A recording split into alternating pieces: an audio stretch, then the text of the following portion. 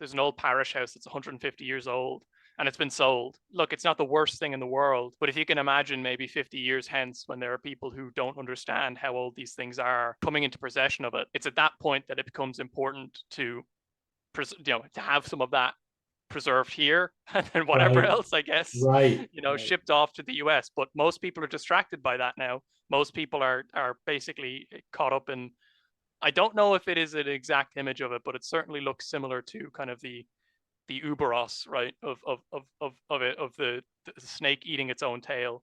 It's Mhm. getting too focused on these kind of internal divisions and not looking at the fact that you're living in the present right now and that there's a future. I think in the Right. US that's much more apparent. That's why there's so much that's why there's so much investment and so much kind of spirit in fighting over what the future actually turns out to look like.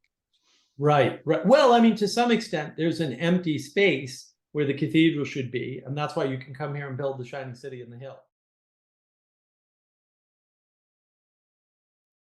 All right. Well, I have a special treat on Navigating Patterns today. We've got Adam back.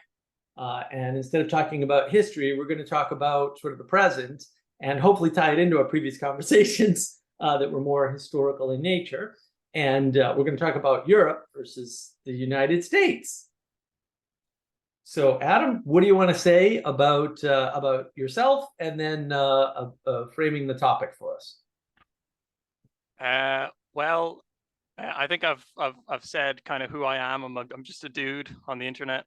Got a bit of knowledge of history. I live in Ireland, so I'm coming from, let's say, the European perspective on this. If that's even a useful category at this stage in that way, but um, in terms of how I'd frame it, I'd say it's probably we'd probably be going around the topic of the present or the more modern relationship. I think we've covered enough of the history that there's at least some frame of some already contrasting sort of ways of viewing the two, and we'll see how. Yeah, there's a kind of weird relationship between modern Europeans and modern Americans, kind of following the blind, leading the blind. Nobody really leading anywhere. Yeah, So yeah. It's just yeah, one of the things I sort of noticed early on, because I've been on the internet like my whole life. Right. So there hasn't been too many times in my life where I haven't known and talked to Europeans yeah, and Asians and people from India and South America, and like I've just always had access to talk to people from around the world without traveling, which is a good thing and a bad thing, because sure. I've only been over there twice, unfortunately. So I need more time and more more trips.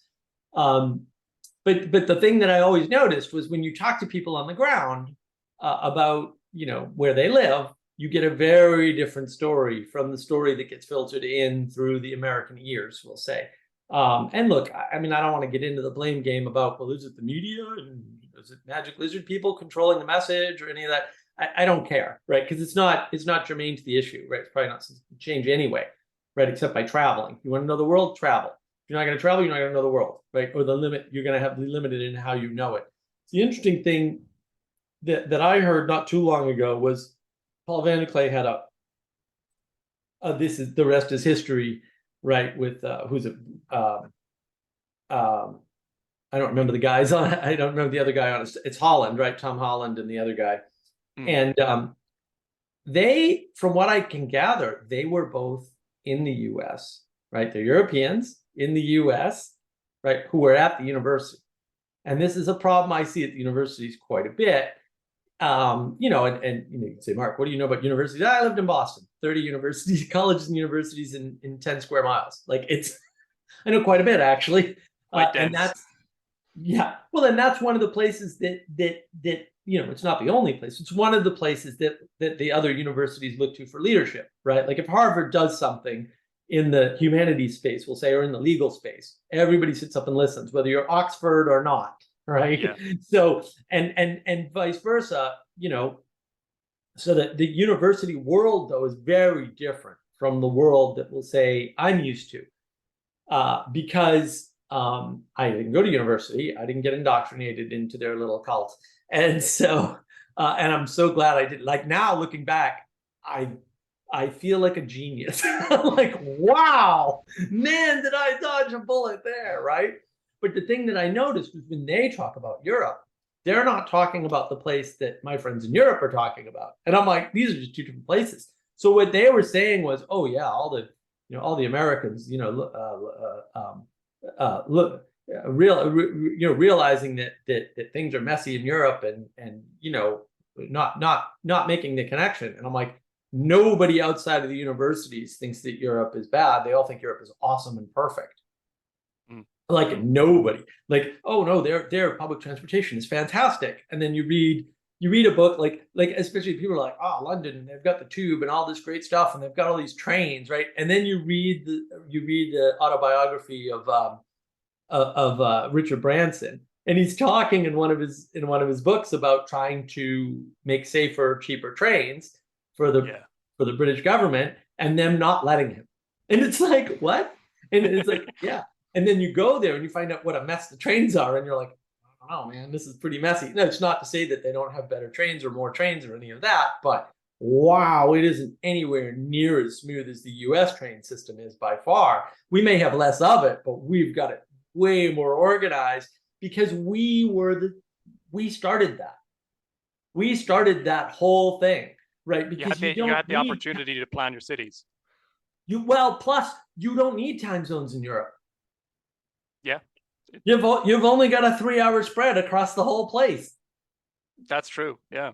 Right. And most of those places weren't trading with each other because there wasn't a big, but us, we've got one country that spans 3 time zones. One country.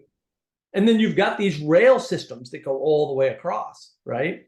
And that's part of, just to give it historical context, part of what happened was we went from shipping by boat being the big thing, right, off the coasts, to shipping internal over canals. That was the part of the U.S. Industrial Revolution, was canals, right, and how they interfaced. They're sort of the bridge between the Industrial Revolution and everything that came before. And then rail. So the way that the Vanderbilts got wealthy is Cornelius Vanderbilt had a shipping business. In fact, most of it was sailing vessels around outside of New York City.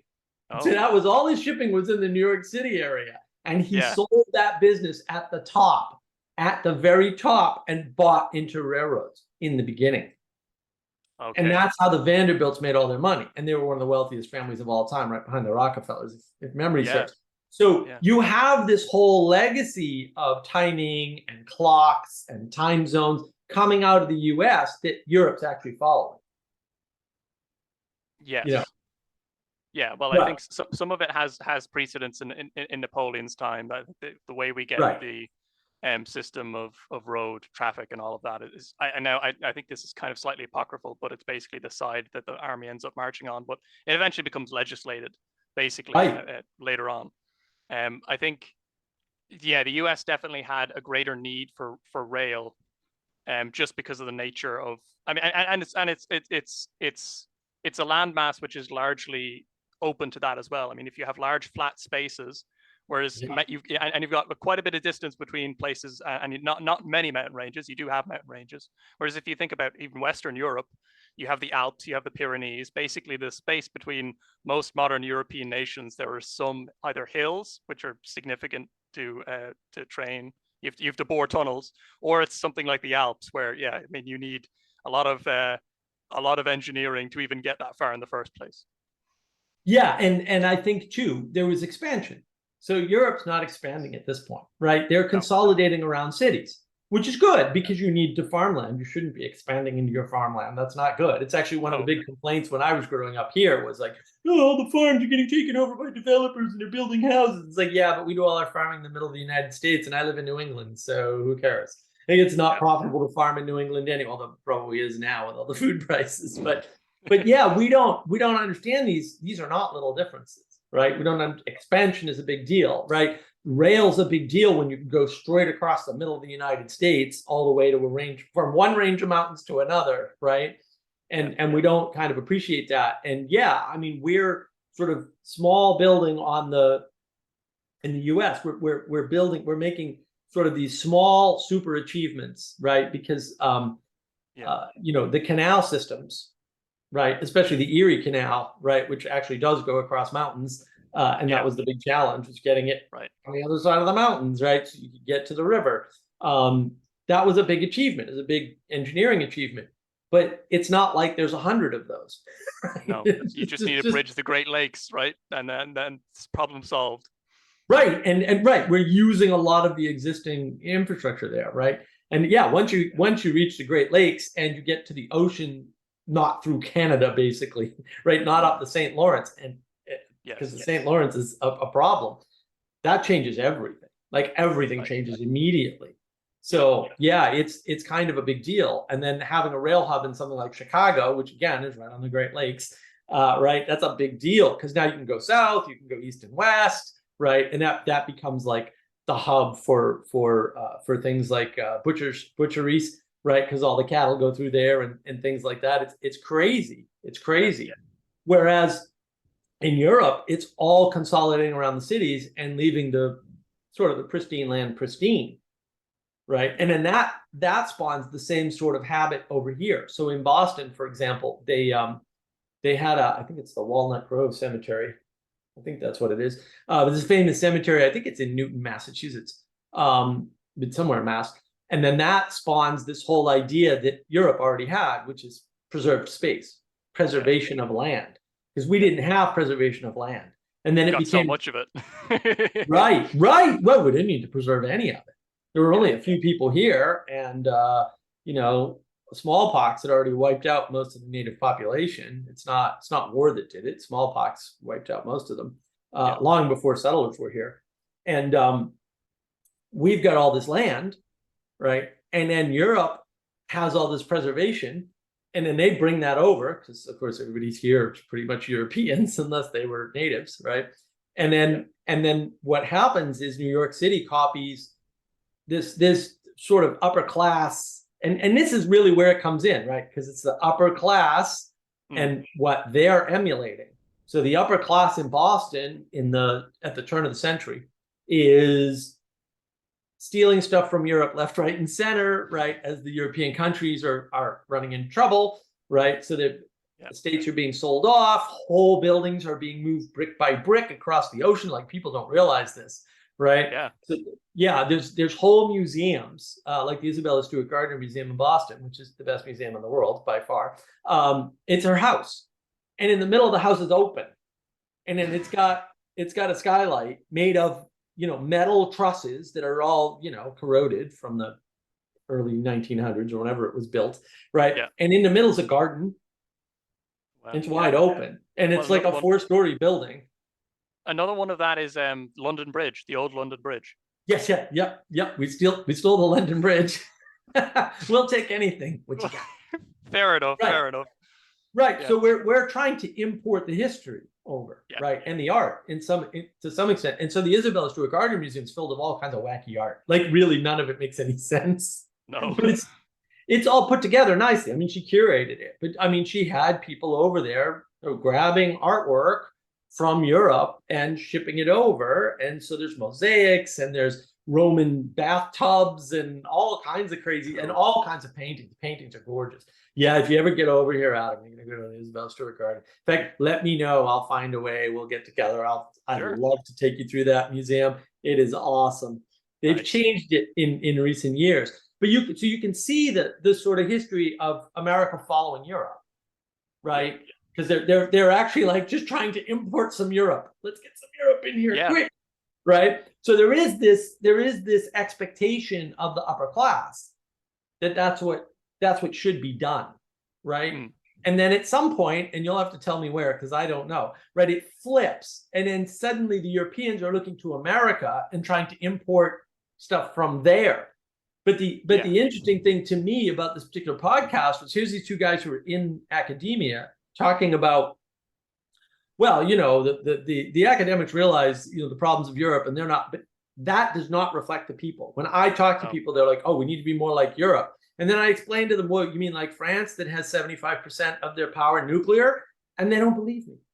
They think I'm lying. I'm like, no, go look it up. And then because they don't like that, like, oh, nuclear is the worst thing ever. Like, there's nothing could be worse than nuclear power because Hiroshima or something. I don't know their logic. It doesn't make any sense. So, but at some point, it kind of flips, right? And then so we think that we're following a vision of Europe. It's this pure thing where there's no nuclear power in France, and forget about it being the primary power mode, right?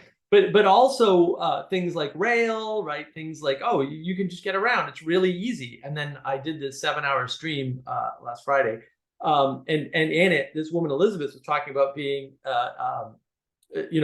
trying to get around and not being able to get around because it was a rail strike. Yeah.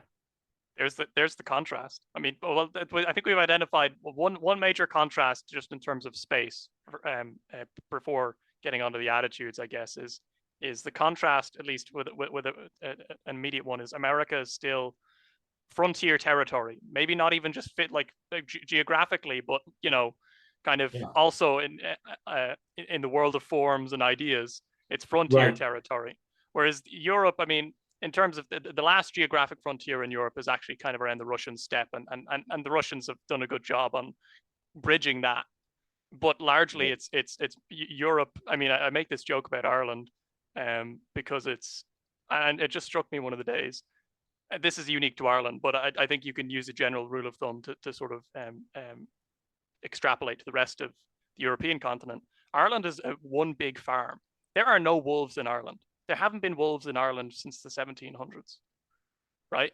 We have no sort of, we don't have earthquakes, we don't have tsunamis. The worst thing that happens here is that the river floods occasionally, and we have a lot of rain.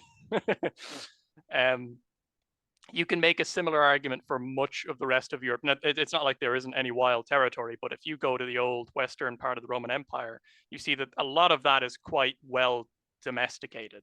And if you go to the Fertile Crescent and Turkey and all of that, that's been inhabited for so long. But in the US, you have all of that frontier territory. So the US is still trying to be made a home in some sense, whereas Europe is largely, it's like, well, it's not a question of how do we build the house. It's okay, well, we'd like to move these things here because there's stuff piling up over there, and we need this to maintain this as a livable space. I like that idea that you're making the relationship between the geographical frontier and the frontier of ideas, right? Because at some point the ideal for the ideas, for the new ideas, is no longer the Royal Society. Yes. Right. And it's not just that, because a bunch of things flip. So little known fact, while it was done in France first, it wasn't done particularly well, the sewerage system. So the first viable, well thought out sewerage system is actually in Boston, Massachusetts. I didn't even know this until a few years ago. I was stunned. Okay. What? Right. And it's around Beacon Hill. And so Beacon Hill in Boston's got all this special connotation because that is the shining city on the hill. Like, actually, for the crazy Puritans at the time, that was a hill, and that's where the Capitol building is, and it's got a golden dome on top and the whole 9 yards. And all the wealthy people to this day live on Beacon Hill. It's a beautiful place. It's got Boston Commons at the base, and it's gorgeous. Oh, cool. Yeah, I could never afford to live there, but I had some clients on Beacon Hill, so I've been in some of the brownstones and stuff on top of the hill. Nice. Yeah. They were the type older houses. Like, how old would you say they are? Just out of curiosity, because I'd be curious. 17s and 1800s. Some of them are 1700s. No, it's not bad. It's not bad. But I mean, that's the second oldest settlement, right? Pretty much is that area. Not really. It's Plymouth, but Boston was like it's probably the second or third oldest city, right? It might be Charleston, South Carolina, actually, ironically. Where I live now might be a little bit older. And cities, modern cities, because there's a lot of debate over whether or not something that's occupied 3 months a year for the purpose of government is a city, because then that would place it in the Virginia, North Carolina area, I think. But that's Colin Woodard, American Nations.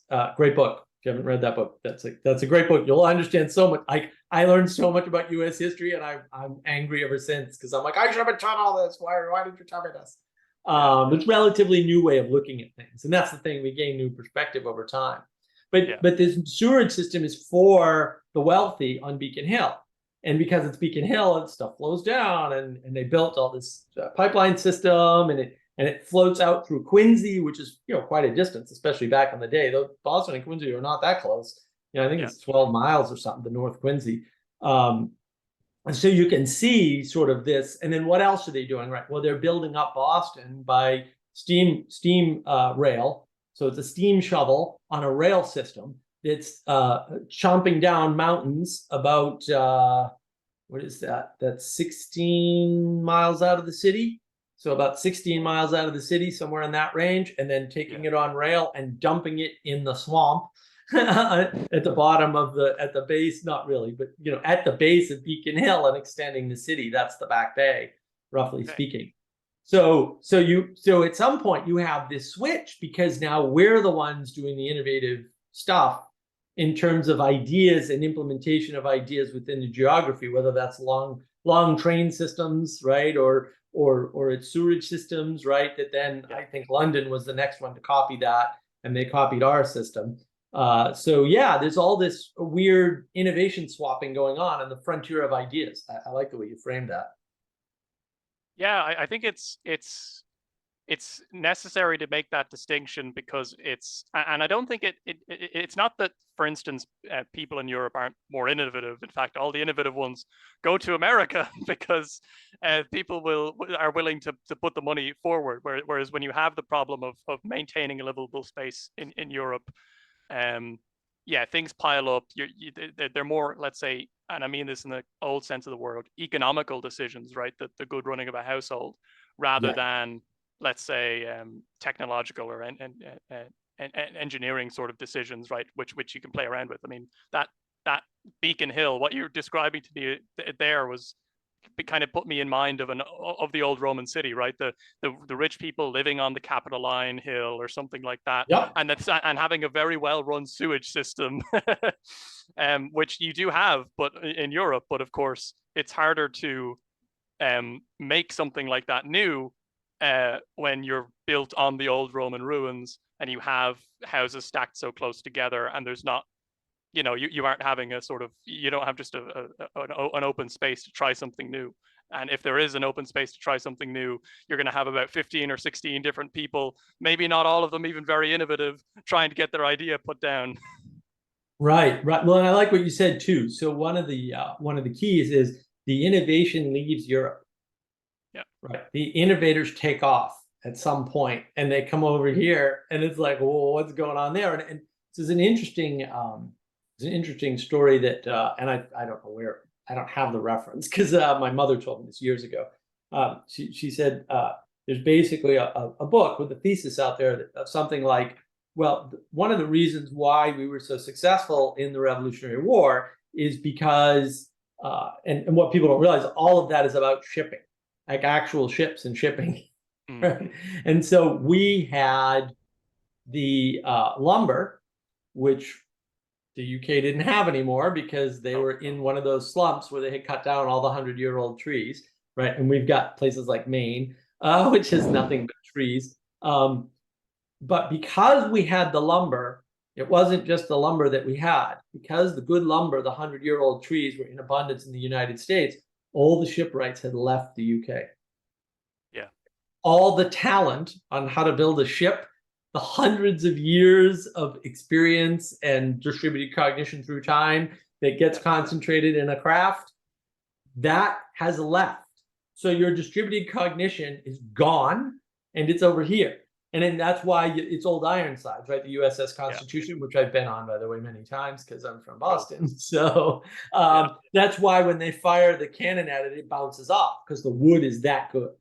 And if you haven't played with wood, especially, fresh cut wood, you really don't understand. There's different grades of wood, believe me. And it's not just different types of trees. It's how old they are. It's how they were cut. It's how they were hardened. There's all kinds of things that go into it. You think it's an easy equation, like, oh, oak is harder than pine. Yeah, not always, buddy. And it's not always better either. So yeah, there's all this stuff that goes into that. But that knowledge, because of the innovative opportunities, right? So in Europe, everything's sort of locked into the monarchical system, right? Where you've got the king and the noble class, right? And they basically control all the money, right? And this is where the capitalism comes in handy, right? Because the control of the money is really in their hands. And so if I have the same amount of money as they do in whatever form it takes, I don't care if it's gold or if it's coins or if it's cash, I don't have access to buy the same goods. I just don't have the access. So I don't have the access to the people and I don't have the access to the goods. And one of the great things about capitalism, and not that there aren't problems with capitalism, because it's basically too much freedom in some sense economically, but one of the good things about capitalism is now you have the freedom to go to whoever, whatever person you want. Like the nobles don't have all the shipwrights under their control. Like a merchant can go to the shipwright and say, no, I'll outbid the nobles, because there's no nobles here. Right? We don't have that problem. Right now, we're developing that problem, interestingly, in modern times through the government. The government contracts, government pays more money than everybody else right now. So that's terrible. But they didn't have that problem in the beginning. So opportunity abounded because you had access and equal trade value in the money, in the currency. That's what capitalism is. It's equal trade value in the currency. Now, all of a sudden, you have equal access and equal trade value. Well, now you can build things that you can't build in Europe because you don't have equal access. Right.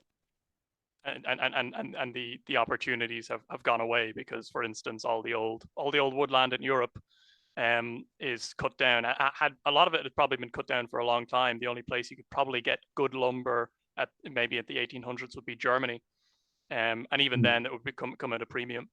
On the point about the nobles, I think that's true to a large extent, but it's probably a little bit overestimated on account of the Industrial Revolution. Because when you have the Industrial Revolution, you have basically almost a solidification of hierarchy.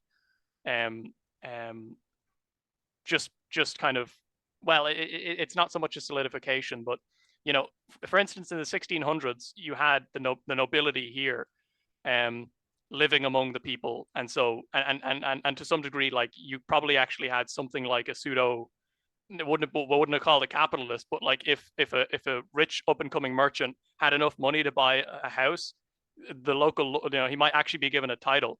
The problem, of course, is that when you hit a massive population growth, the massive population growth of the Industrial Revolution, you have all these strange pressures. You have all these new diseases, which were almost essentially like not non-existent.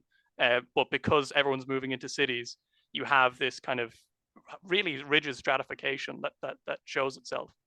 And I guess in the US, again, because cities, they exist in the US, but not in the same way and not to the same necessity as in Europe. And if you can imagine the sort of population growth that you would get in the US, like and Europe at the time, the US was much more equipped to handle it because you could just spread out, send more people west, manifest destiny. Right. Well, yeah, and that plays into sort of the vision, because one of the problems I was watching, I don't know where this was, or sometimes I find things, I'm like, how did I get here? But it was a baking contest over in the UK somewhere, where they were talking about, the person who baked the bread was very valuable. And this is in this time, they were apparently doing it chronologically, which I probably should watch it all because I love things that are in chronological order because then they make sense. But they were talking about in this period, the baker was really important. But the problem was that, they'd be working like 16-hour days because that's how long it took to make that much bread, because you're in the city. And you're right, the population explosion causes all these problems, including killing a bunch of people because the industrialization is done by humans, right? In the case of baking bread, there's no machinery in the beginning to bake bread en masse like that. And I mean, they're talking about, like the quantities they were talking about were so big. I was like, I can't engage industrial with quantities. Factory level. You need a factory to supply that. Well, and it's not a factory, it's 4 people. Right. And it's a tiny building because space is a premium. So you've got these two competing forces. Oh, well, we need space to, and they're literally, throwing a half a bathtub's worth of flour in a bathtub, or something larger than a bathtub of the day, actually. It's bigger than a normal bathtub. And that's how they're making and they're kneading huge, they're enormous piles of dough. And I'm like, how are you even doing this? And that's, and they're making 3 different grades of bread. And I'm like, my brain's just exploding. I'm like, how the hell did they do this?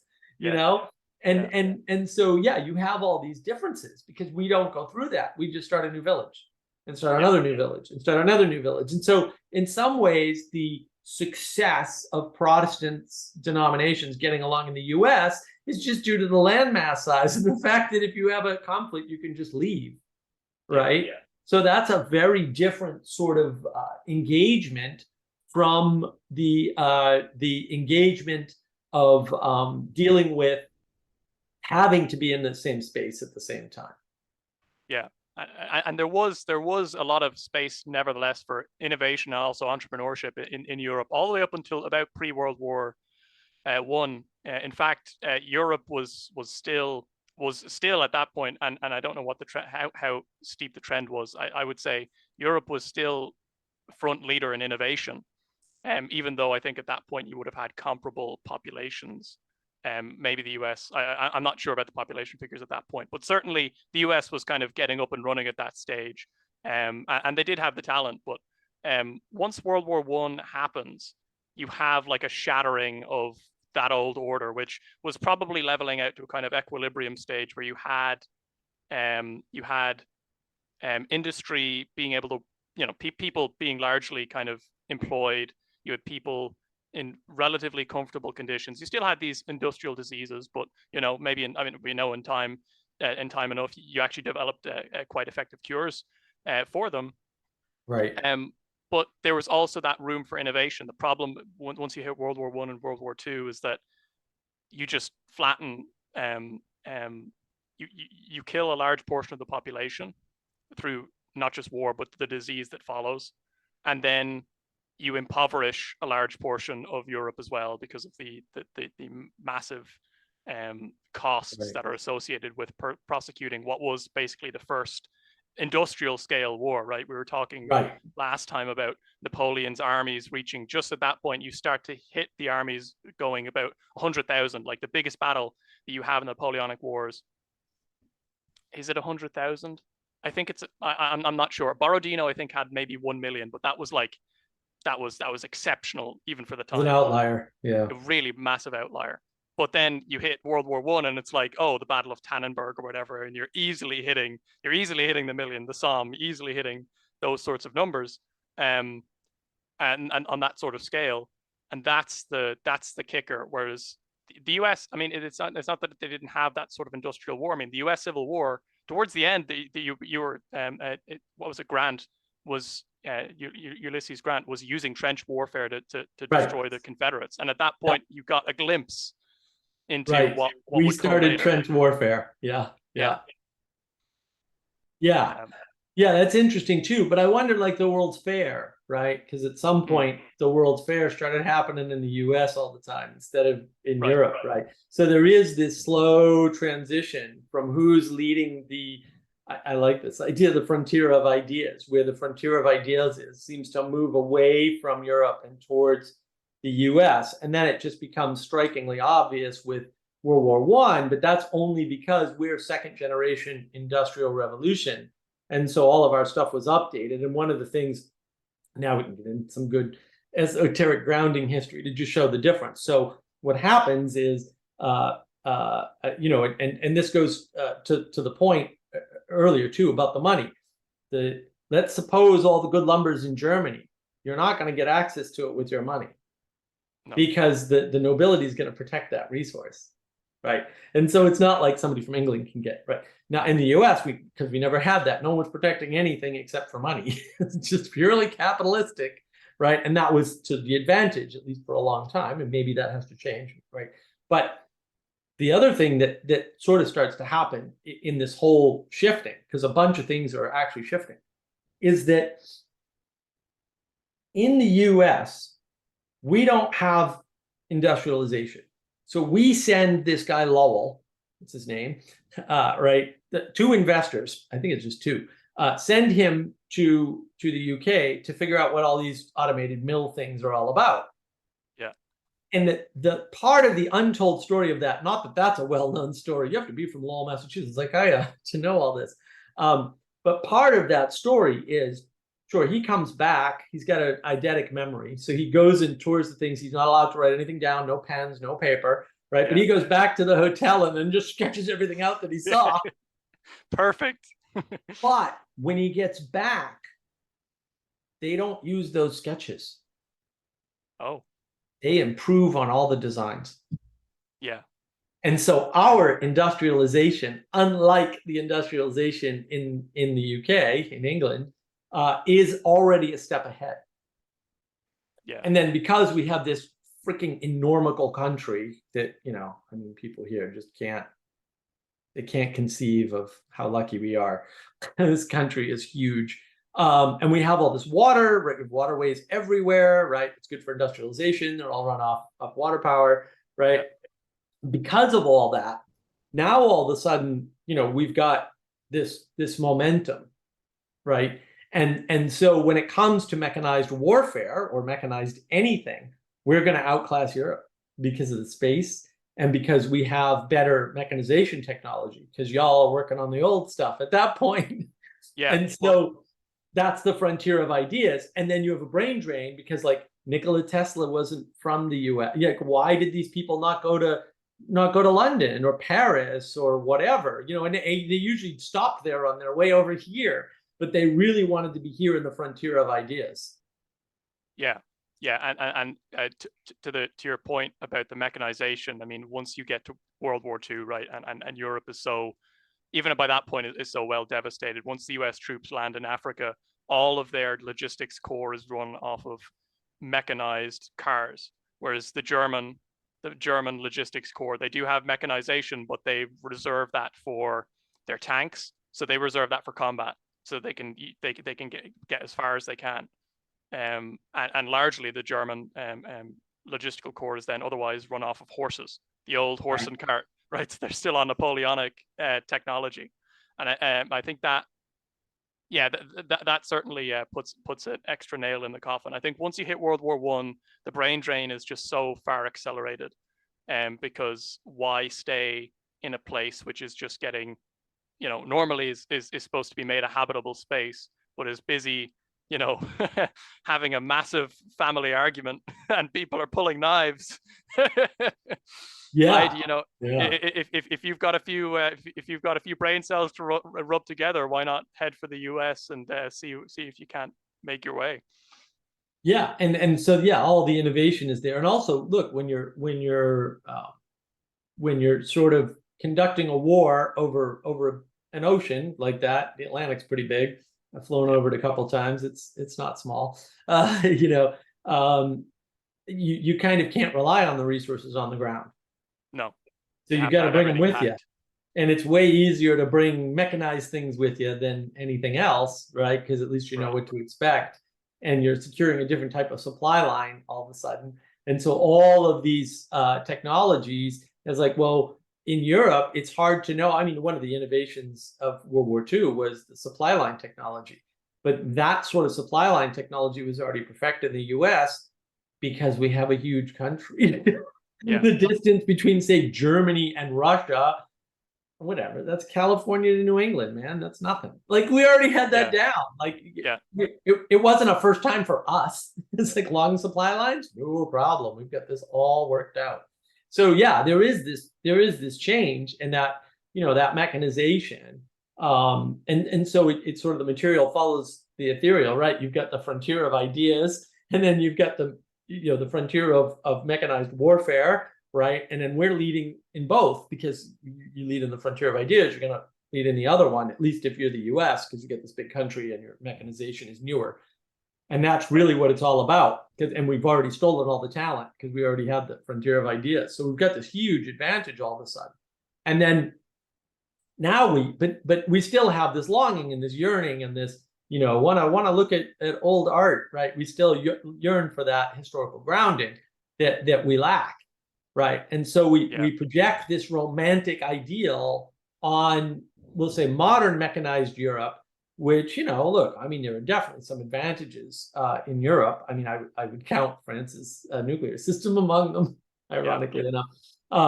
But it's not so clear who's winning that race anymore, right? It's not clear that Europe's actually ever been ahead of the US in terms of technological innovation since, to your point, I think World War I for sure.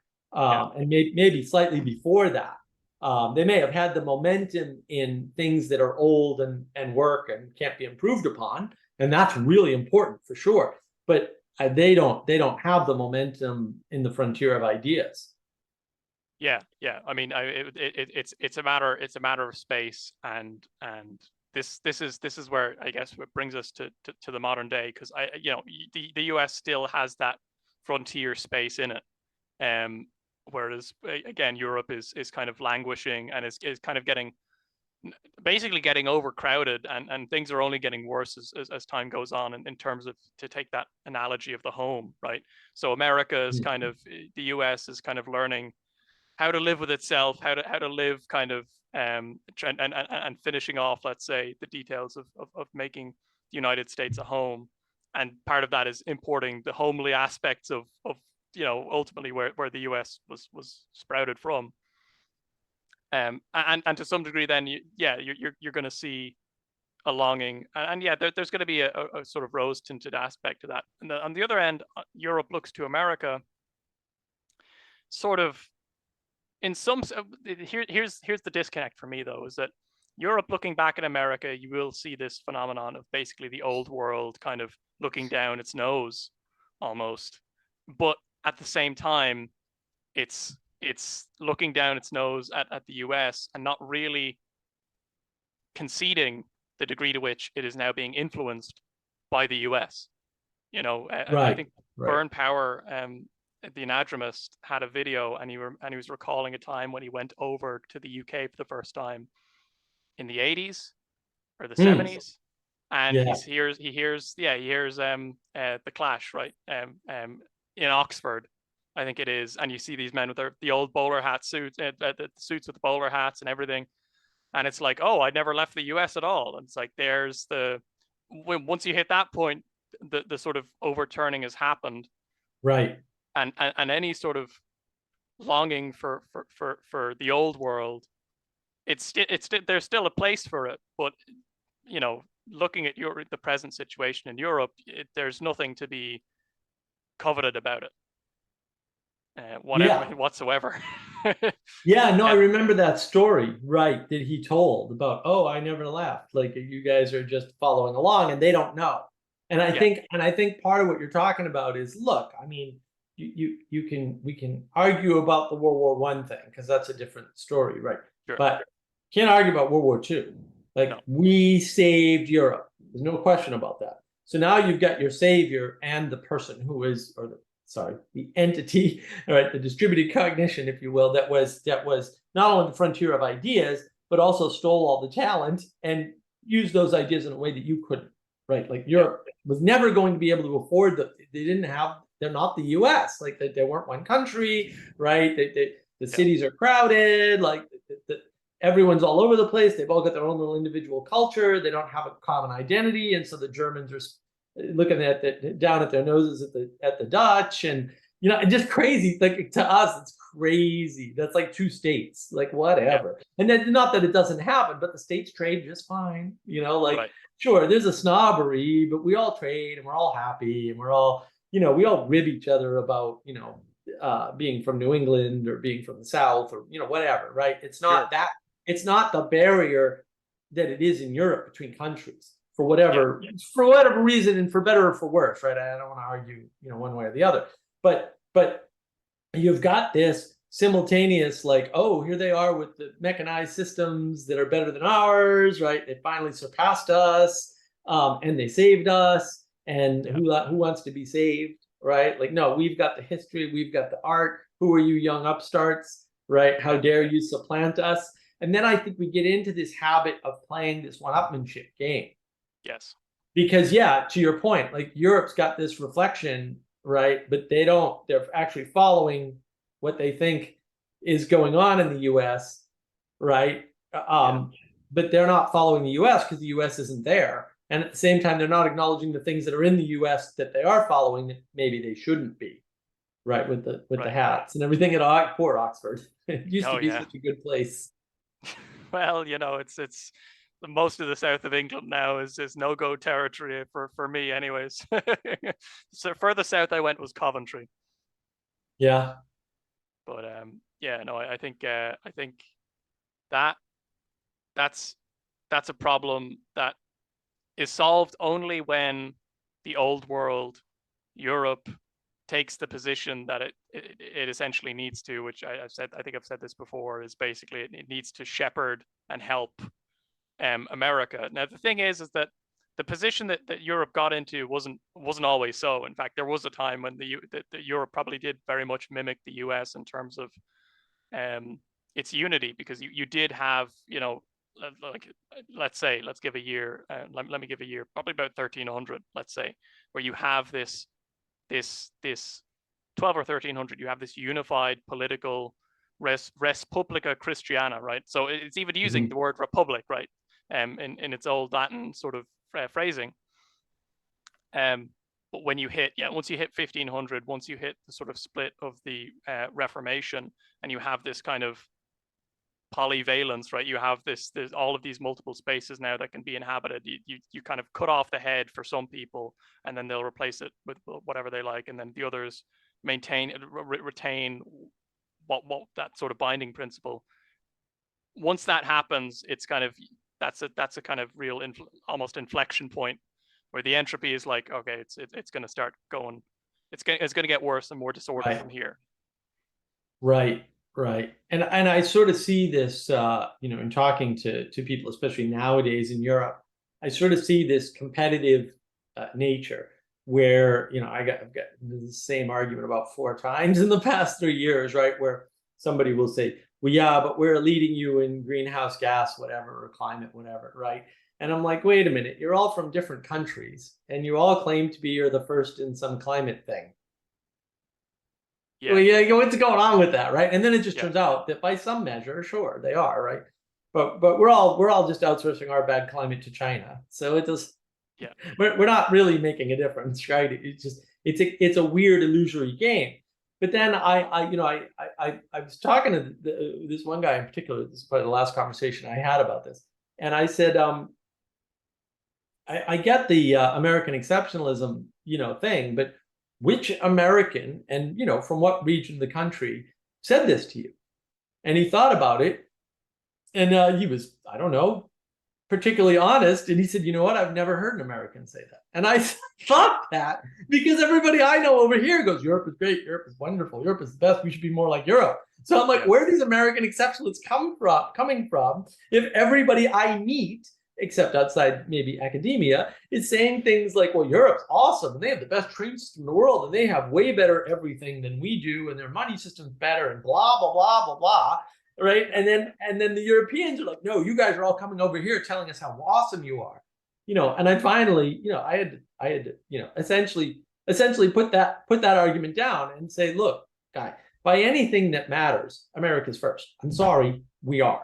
That's not our fault. We're just on this wonderful, part of the earth, literally, right? The geography here is awesome. There's almost nothing that isn't here. There's a few rare earth metals. Yeah, materially, you have essentially everything that's like the oil reserves, right? Like it's whatever you want, you got it. Whereas we've got the Midwest where we can grow enough food to feed everybody else on the planet. No, really. Right. That includes the ability to have the animals and graze them, and like the grazing space over like in the Midwest is amazing. When I went to Thunder Bay, I went across the Midwest, and I hadn't been to the Midwest for a while. So it was just like, wow, I haven't been here in a while, and it's gorgeous, open skies, flat plains, the size of more than 2 European countries in almost all cases, right? Like I'm driving across this thing, and it's beautiful. And then you've got mountains, and you've got plenty of water power, at least in the East Coast in particular. There's plenty of waterways, right? And you've got a nice coastline, right? And the only thing that I think it's an advantage that isn't, we'll say, ideal, but actually has its advantages, is the weather is all over the freaking place. I mean, the weather over there is so well mediated. I mean, you guys are always complaining about the temperature. I'm like, your temperature hardly moves at all. Even the average winter and average summer temperature moves less in the UK than a daily temperature swing here. Yeah. So Like, there you it's go. insane. It's insane. You guys just have a really temperate climate that doesn't move much. And that's also due to the US, by the way. So there. It's the Gulf Stream, which comes out of the Gulf Stream. US, the Yeah. Gulf Coast. So actually, without us, you are nothing Europe. But when you start measuring these things, right? When you start saying like, well, who has the productive capacity and the raw materials? We've got minerals all over the place. We still have mountain ranges we haven't even touched yet. We've got coal, we've got oil, to your point, right? We've got space, we've got the ability to power and cool nuclear plants along rivers all over the place, right? We've got access to oceans that happen to be able to connect the rest of the continents to each other, right? Like, we're Yeah. right in the middle of these things. And then we've got rail across the whole thing, so we can actually get something from one coast to the other without having to go through a canal in South America. Like, there's all kinds of wacky things going on, right? Yeah. And like yeah, you can't compete with that. You got all these little tiny European countries. Like, you're not going to be able to compete at that scale because you're not at that scale. It just makes sense. But there is that competitive streak, and I think it is somewhat a rebellion of being saved, right? Well, at the same time, Yeah. striving to regain glory. Most of the fights of the European countries are over, well, we used to rule you once, and crazy stuff Yeah. like this. What, really? That was a long time ago, guy. You gotta get over that. I mean, your great grandfather didn't have these problems. Like, I think he got over it. You know what I mean? Like, Yeah. why are you stuck back in and where do you stop, right? Because it was all Rome at one point. So what do you do? Like, you guys didn't even exist. There was no Europe. Europe is informed in some sense by Greece, Rome, and Israel, right? But also by its own encounter with the foreigners, with the Northerners, those crazy Irish people, and the Scandinavians, for example, right? So it's this melding between sort of what's coming out of Southern Europe, right, the Middle East, and the North, the cold North, where they actually do have temperature swings, although it just never gets warm, which whatever. So it's very different. It's a different kind of place. I mean, it's definitely a unique and important melding of these much older traditions. But then it's looking at its own subjugation, and Europe has no one but Europe to blame for Europe's problems, right? It's not like Russia caused Hitler or something, right? It's not like Russia, or China or India or any of these other, or the Middle East for that matter, caused Europe to go to war with Europe. Europe had a long history of going to war with Europe. And maybe exacerbated by Napoleon and his grandiose dreams.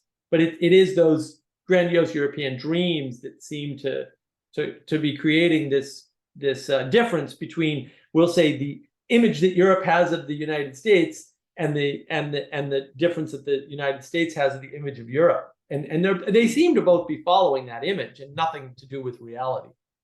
Yeah. Yeah.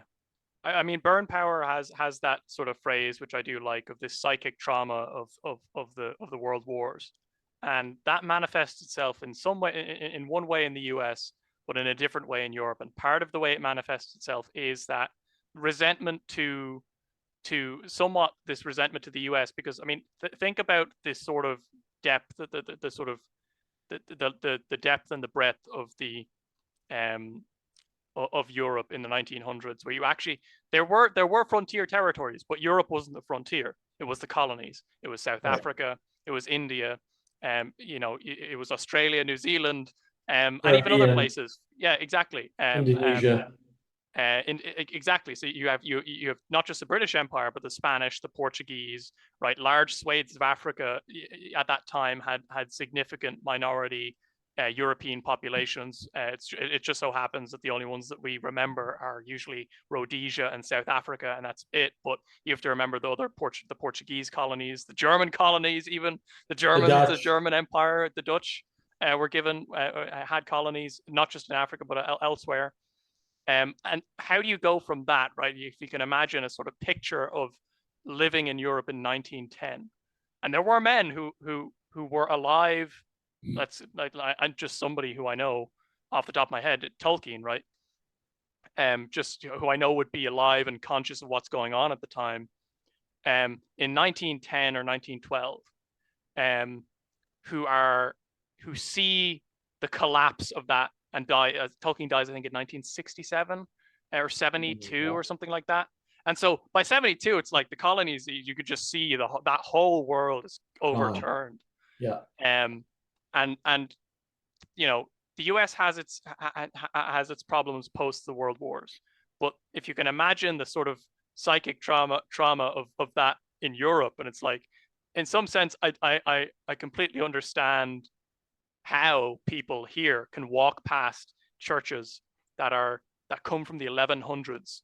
Some of which actually, forget 1100s. If you live in Greece, you can go to the church that St. Paul preached in, and you could go there and still, and look, it's not that it's completely faithless, right? I mean, I'm sure the Greeks are actually rather more pious than, say, the French, for instance.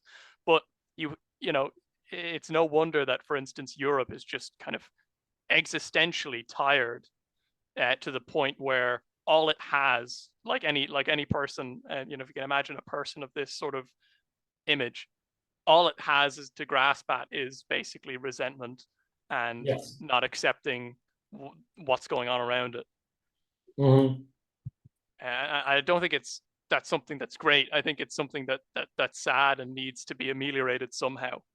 And part of that is the US importation of that heritage, but then it's also the preservation of what it is at the home place. Like even this down in my village, there's an old parish house that's 150 years old, and it's been sold.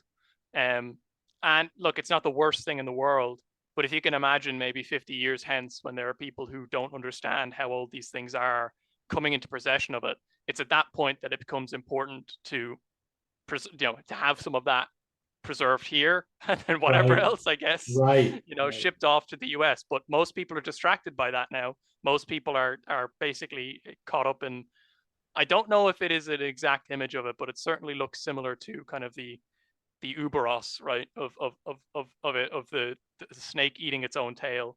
It's getting too focused on these kind of internal divisions and not looking at the fact that you're living in the present right now and that there's a future.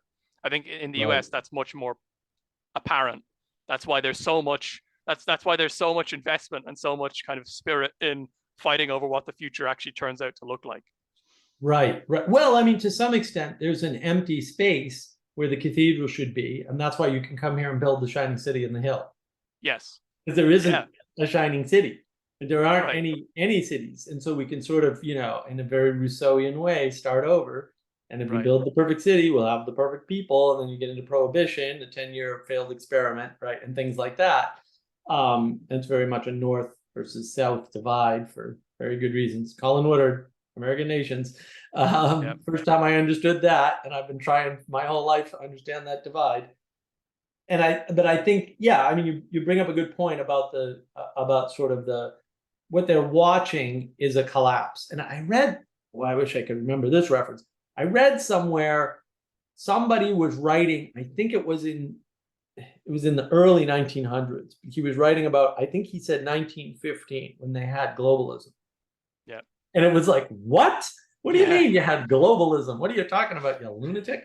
And he was, I think, if I remember correctly, he was a Brit living in either Africa or Indonesia, one of those places, one of the far off colonies, right? One of the colonies you couldn't really get to all that easily.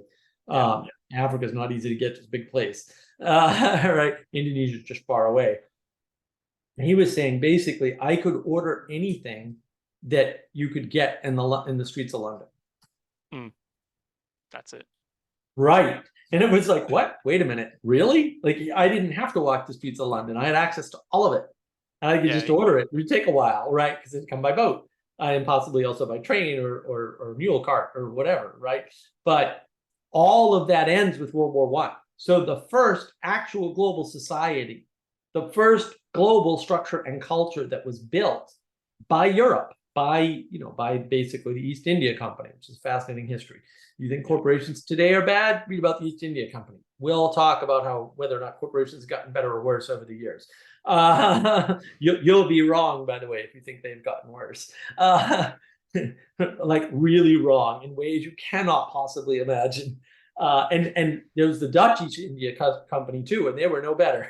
None of No, these no. companies were better.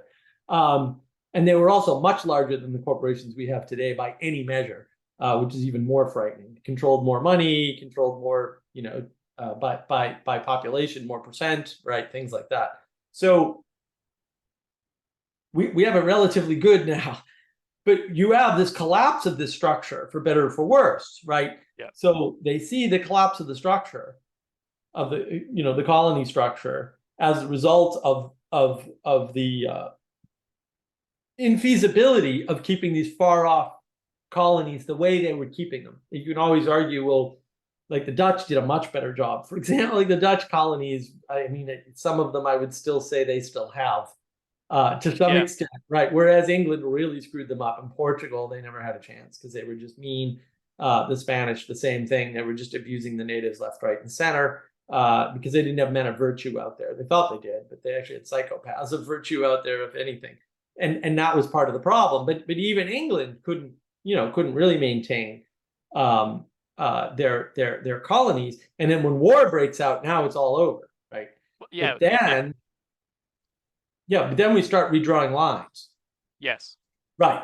So now the structure really shows where it fails. And so, you can look at something like Ukraine, where they just basically, really were drunk and drew arbitrary lines on a map and put a government in place and said, and therefore. Yeah. That is exactly what happened to the Middle East at the end of World War One. That is exactly what happened. And what did we get from day one? War in the Middle East. The Middle East has been warring since we did that.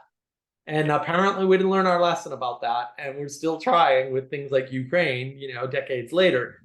It didn't work. It's not going to work. You can't impose government. So this great structure that everybody relied on in their heads that they thought worked, right, has fallen. It's crumbled. It's shown its limitations. Its limit has been laid bare for all to see, and it results in war and death and destruction and terror. I mean, there's a lot written about this. A lot of people don't know this.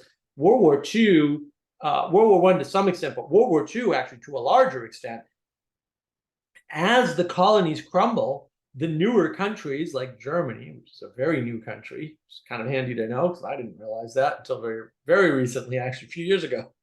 What they see is not the crumbling of a broken system or a failed system. What they see is the opportunity to take over. Right. A misguided opportunity for sure, right? And they're not the only ones. And I mean, to some extent, that was some of the tension of World War One. It wasn't that was the underlying tension of World War One. The real tension of World War One was treaties, right? And too many treaties, and nobody knew what they said, and so nobody could anticipate the dominoes falling because you had all these tiny empires with treaties with one another that no one person could have understood what was in the treaties, and so they couldn't have seen the war coming. And unclear heads of state too, because I mean the kings at that point, they didn't want to go to war. A lot of them didn't want to go to war, but their government said, no, we're going to go to war. And so there was tension there as well. And another part of that is a large part of that collapse was self-inflicted. And what I mean by that is the UK decided to destroy its empire when it got into World War One, when it decided to go down the line for Belgium, right? Because actually, and it was day one that happened, because Ireland is the exact consequence of that. The reason Ireland is independent is because once the UK went into World War One, they said, we're going to put a hold on you getting basically Dominion status, like Canada, for instance. Oh.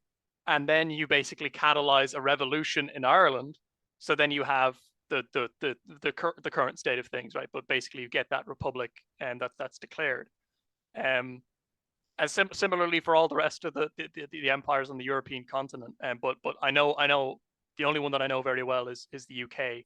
Is that this was something that they wanted, and the men who were there, like some of them kind of were hoping for more, but there was a lot of cost associated with it. There was a lot of unintended consequences, and by the time they had finished with World War One, they didn't want to do it again.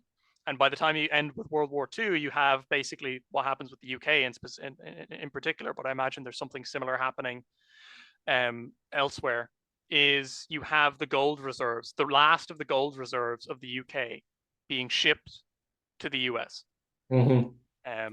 and into the Federal Reserve.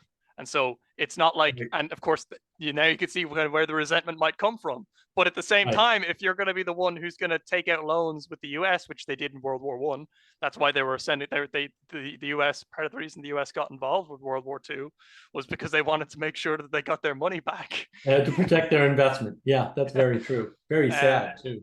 Yeah, it's certainly. And you know, you look at that and it's like, well, what can you say for the old world in that instance? It got greedy, and it was and made itself decrepit because of it. And you know, yeah, there you go. Like there's the current state of things. And so post World War II, what you have is you have US bases in Germany, but essentially a large part of the European continent is occupied, but not in the same way as conventionally, right? It's ceded a lot of the territory. Well, it's got an interesting line drawn, right, which is military occupation as opposed to political occupation. Right. And it's got military occupation in Germany by two different countries. It's like, you're right, like, whoa, what's going on here? Right. And this is all new experiment. No one ever did that before in that way. Because previous occupations, say the Mongol hordes, what did they do? Well, they took over the kingship. Right. They were like, right. And they weren't moving large numbers of people in. They just replaced the royal family and said, no, we're just going to lead your country and you're going to pay us and everything's going to be fine. And then they lived in exile, but in luxurious exile with titles. Right. And they were very fair rulers, actually. Right. But they weren't doing military occupation. Military occupation is a relatively modern idea, as near as I can figure. And yeah, look, and so at the same time, you've got this. Well, let's break out the colonies, and then after World War I, they're like, that's a bad idea. Let's ignore what the deal that Lawrence Arabia cut in the Middle East, and we'll claw back, right? Which was to some extent necessary, but this is also the U.S.'s fault for protecting British petroleum, which goes back to protecting their investment. That's why the Middle East is a mess, because of oil. Just not in the way you think and not in the time frame you think. It happened in World War One. It happened at the end of World War One when they broke their promises that the British government had given Lawrence of Arabia the ability to cut his own treaties so to get the war done, and he did. And the UK betrayed the Middle East, and they used the US enforced that, and that because now we're the military occupiers from World War One on, actually. Right. In some sense. So yeah, there's a big problem there. And yeah, in some sense, World War One, what we did didn't work. We figured Europe would calm down and figure it out. And of course they didn't. And now we have to militarily occupy just to keep the natives in check all of a sudden, right? With this new method of military occupation where we're not interfering with the government in a direct way. But then it's sort of like, well, you're under the thumb of the U.S., right? Like you all of Europe is disarmed for a long time. I mean, probably still to this day to some extent, right? I don't think France has much of an army still. And you could argue that they never did, but that's a different problem. The French do, but basically everyone else doesn't. The French are the only ones who are willing to try and attempt to arm themselves anymore. Letting alone the issue of civilian armament, which in 1900 there were still a lot of firearms owned privately by civilians in Europe, but unfortunately we did not follow the US's example in allowing firearms to the general population. Right. Well, and so now you've got this resentment, as we talked about, right? And you've got this image of what the US is. Right, because look, all these crazy Protestants that we couldn't tame. Like they got kicked out of Europe for a reason, guys. They didn't get kicked. Protestantism was already a problem, and here's the most problem groups that can't get along with anybody else. And what do? We put them on a boat, ship them over to this new place, and say, "Have at it, guys." And what do? They don't fight with each other. Right. And so we misread that like, oh, well, maybe they were onto something. No, they weren't onto anything. They just had enough land that every time they fought, they'd move. That's all that happened. right? But we think it's like some mystical force, like, oh, the U.S. is, and I've heard Paul Vanderbilt talking about this, U.S. is some miracle force that, everybody gets here and gets along because Protestantism, works or something. It's like, that didn't happen. I get it, but that didn't happen. That's not how it rolled out. And there was a lot of fighting in the early days in the U.S., particularly between like Connecticut, Eastern Connecticut and Western Connecticut, which is closer to the Dutch, to New York City, to New Amsterdam, right? And Long Island. Like there were battles, people died, like it was messy. It is not the utopic sort of vision that the Europeans see, or even the Americans for that matter. Almost nobody knows that history. So you don't sort of see any of that, right? But it didn't unfold that way. So you've got this image in Europe that you took all our rabble rousers and turned them into the most powerful country in the world. Well, kind of, right?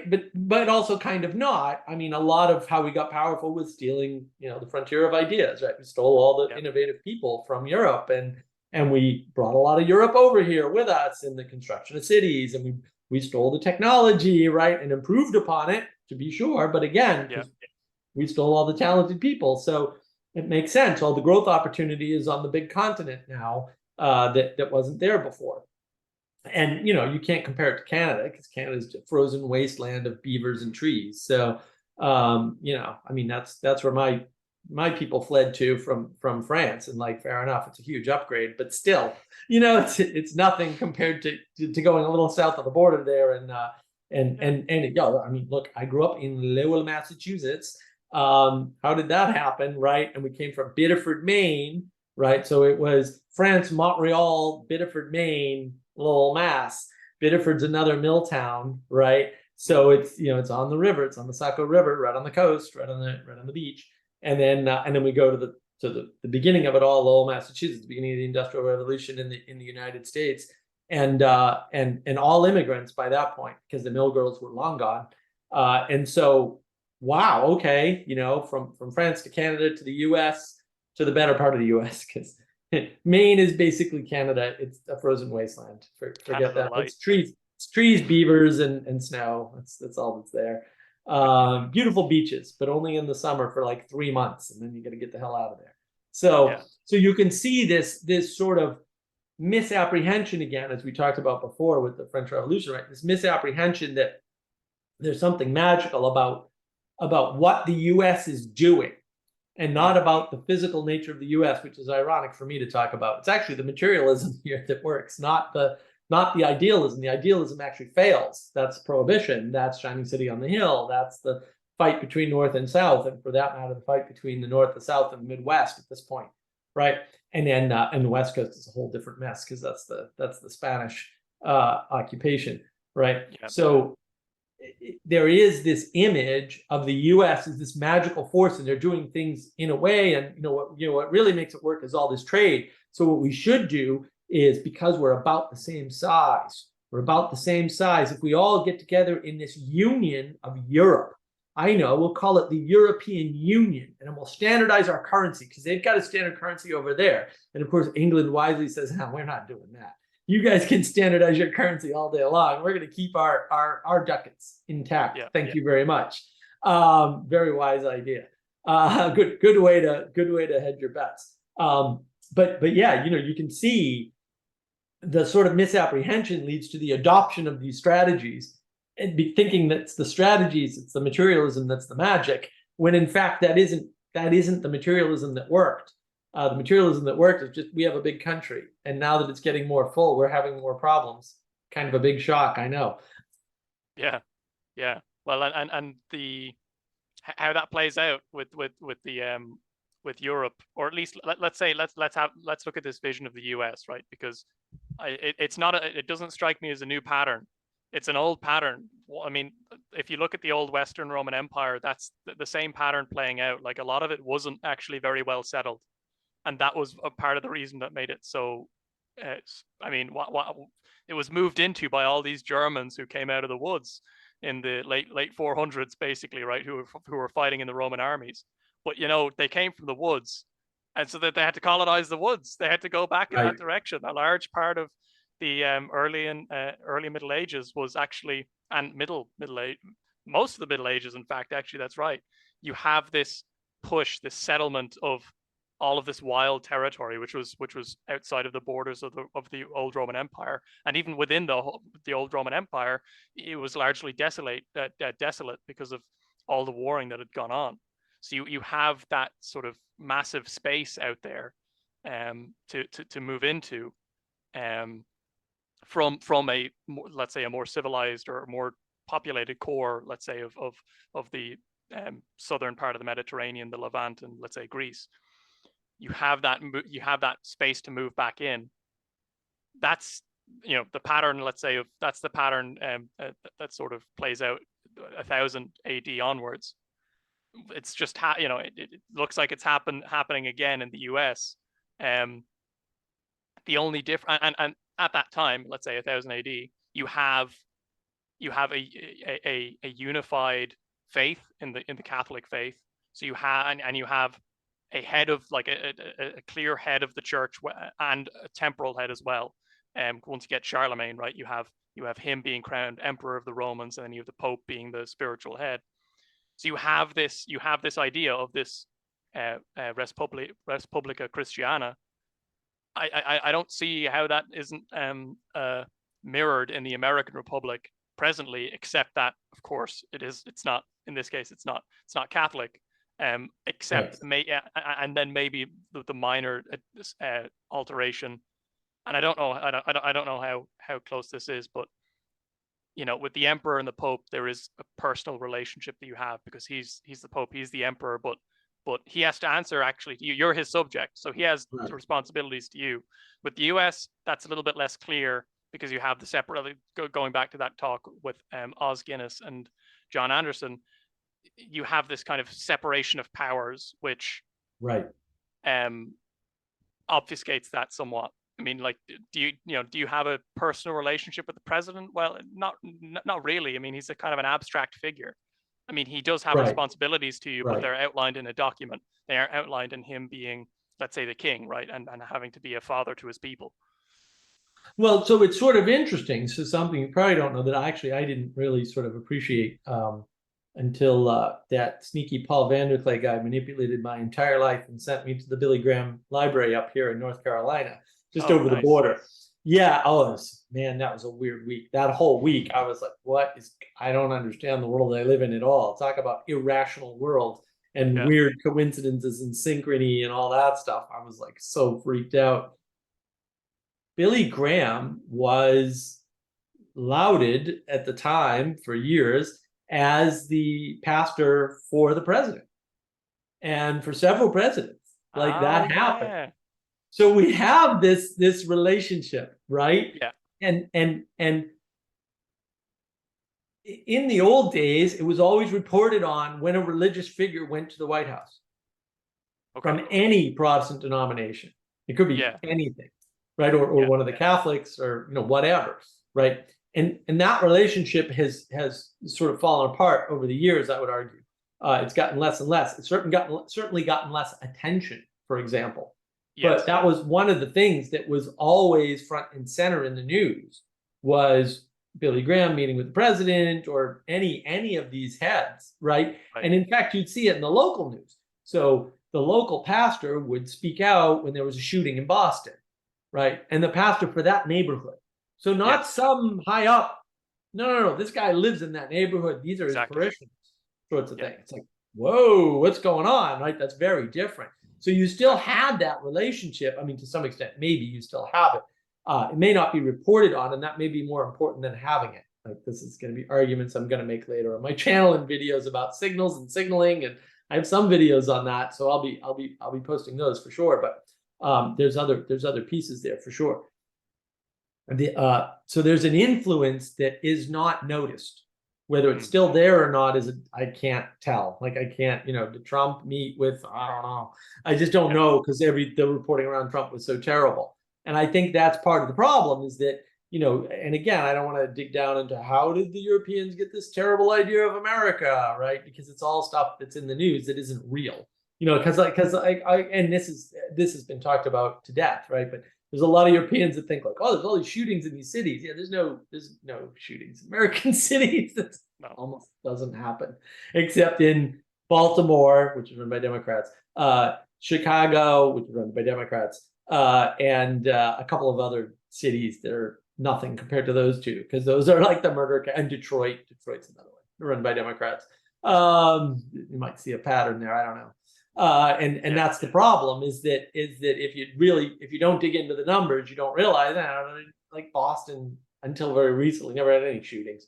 You get 2 shootings a year in Boston, maybe, and it's not Boston proper. It's in the neighborhoods that were given over to the poor people to make them better in the late 1800s and early 1900s. Hint: the experiment failed, but whatever. Who could have seen that coming? So, but it is this sort of this idea that, well, the U.S. is this certain way because of these certain materialistic things, or because they're following this pattern. But then in Europe, you're not even seeing that pattern correctly, because you didn't even realize until I said it. Oh, Billy Graham was the pastor to the presidents. Like Right. every new president, he was there for the inaugurations and stuff like that. Like, and he would advise them, and he'd get on the phone, and they would report on it in the news. So it's not like there's no spiritual guidance coming from spiritual figures. It's just that it's not one spiritual figure. And I would argue that's slightly better: distributed cognition, multiple perspectives. I'll make a ton of arguments on that if you need me to, but I mean, you don't. The audience probably doesn't. They can watch the rest of my channel. All my videos are awesome. Jesse told me the other day that my old videos are gold. I'm like, yes, thank you. Too bad No, I changed my I format. do like the older videos. I do.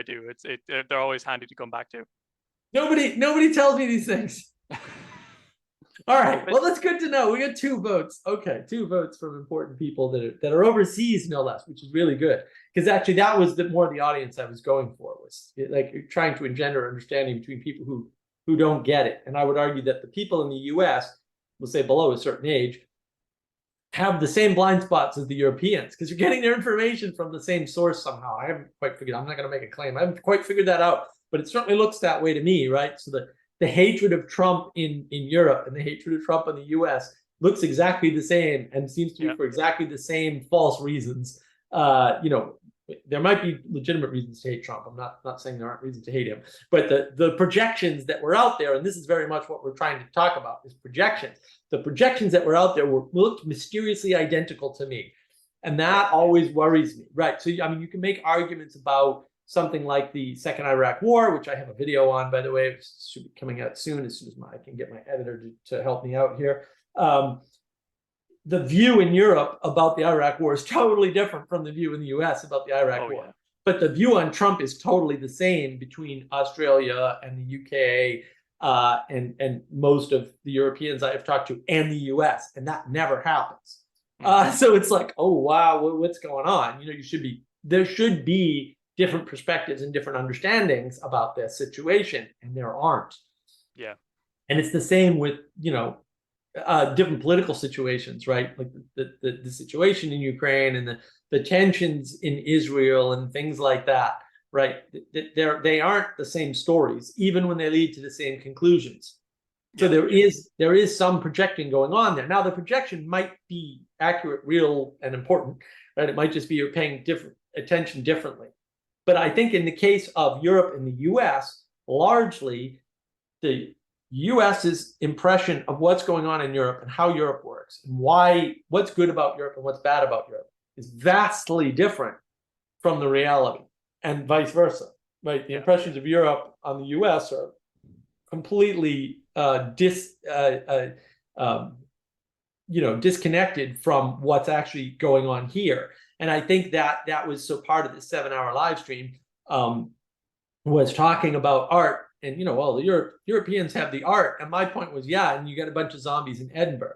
Edinburgh is gorgeous. It is gorgeous. It's one of the top most pretty cities in Europe. I mean, it's not number 3, but it's also not near the bottom, and it's not near the middle. It's way up there because, you got a volcano, a hill with a castle on it, and an ocean, and, it's just beautiful old buildings everywhere, right? There was that whole revival over there, right, where they started building stuff, and then they built monstrosities on Calton Hill, which is a monstrosity. But a nice attempt anyway, I guess.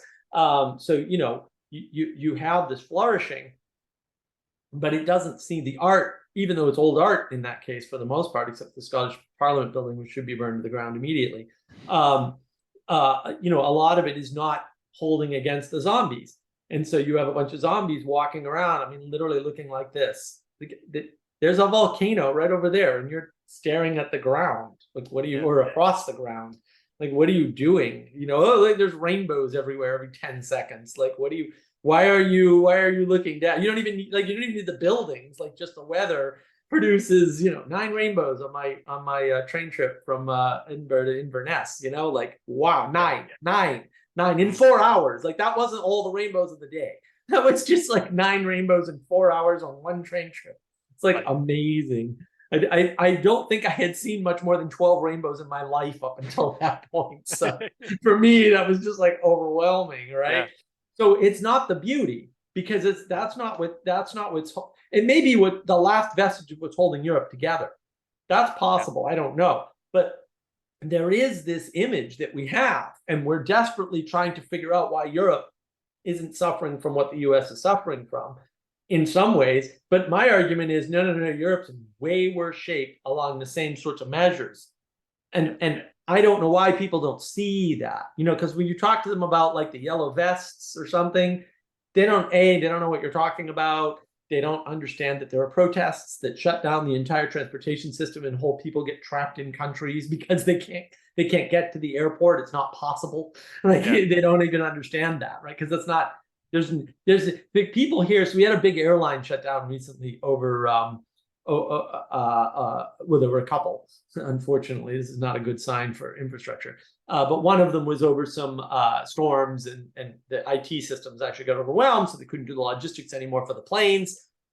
But you know what? Oh, I can't take a plane, so they rented a car and drove. Yeah. You know, now it could be a 3-day drive, and in many cases was a 3-day or 4-day drive. But at least they didn't have to rely on the airplanes, right, or the trains. Or some people took trains instead of planes. There's all sorts of ways around all of these problems in the US, because there isn't one state-run infrastructure. And when people revolt or rebel or protest or whatever you want to call it, it doesn't disable the whole country. It just kind of takes out one part, and the rest of the parts kind of deal with it, because it's decentralized. It's odd that everybody talks about more decentralized stuff in the US. I'm like, you're not going to get much more decentralized in the US without flying apart into nothingness. We're pretty decentralized here. We've got state governments. We've got, you know, alternate transportation systems. They're not controlled by one central source. It's not bad. It's not bad. It's not perfect, but it's, you know, it's not too bad. So there is that projection, right? And people don't understand what's going on in Europe, in the US. They have no concept with the stuff going on in the Netherlands. No concept. Most of these people have no idea what's happening. They don't know about the farmers' protests.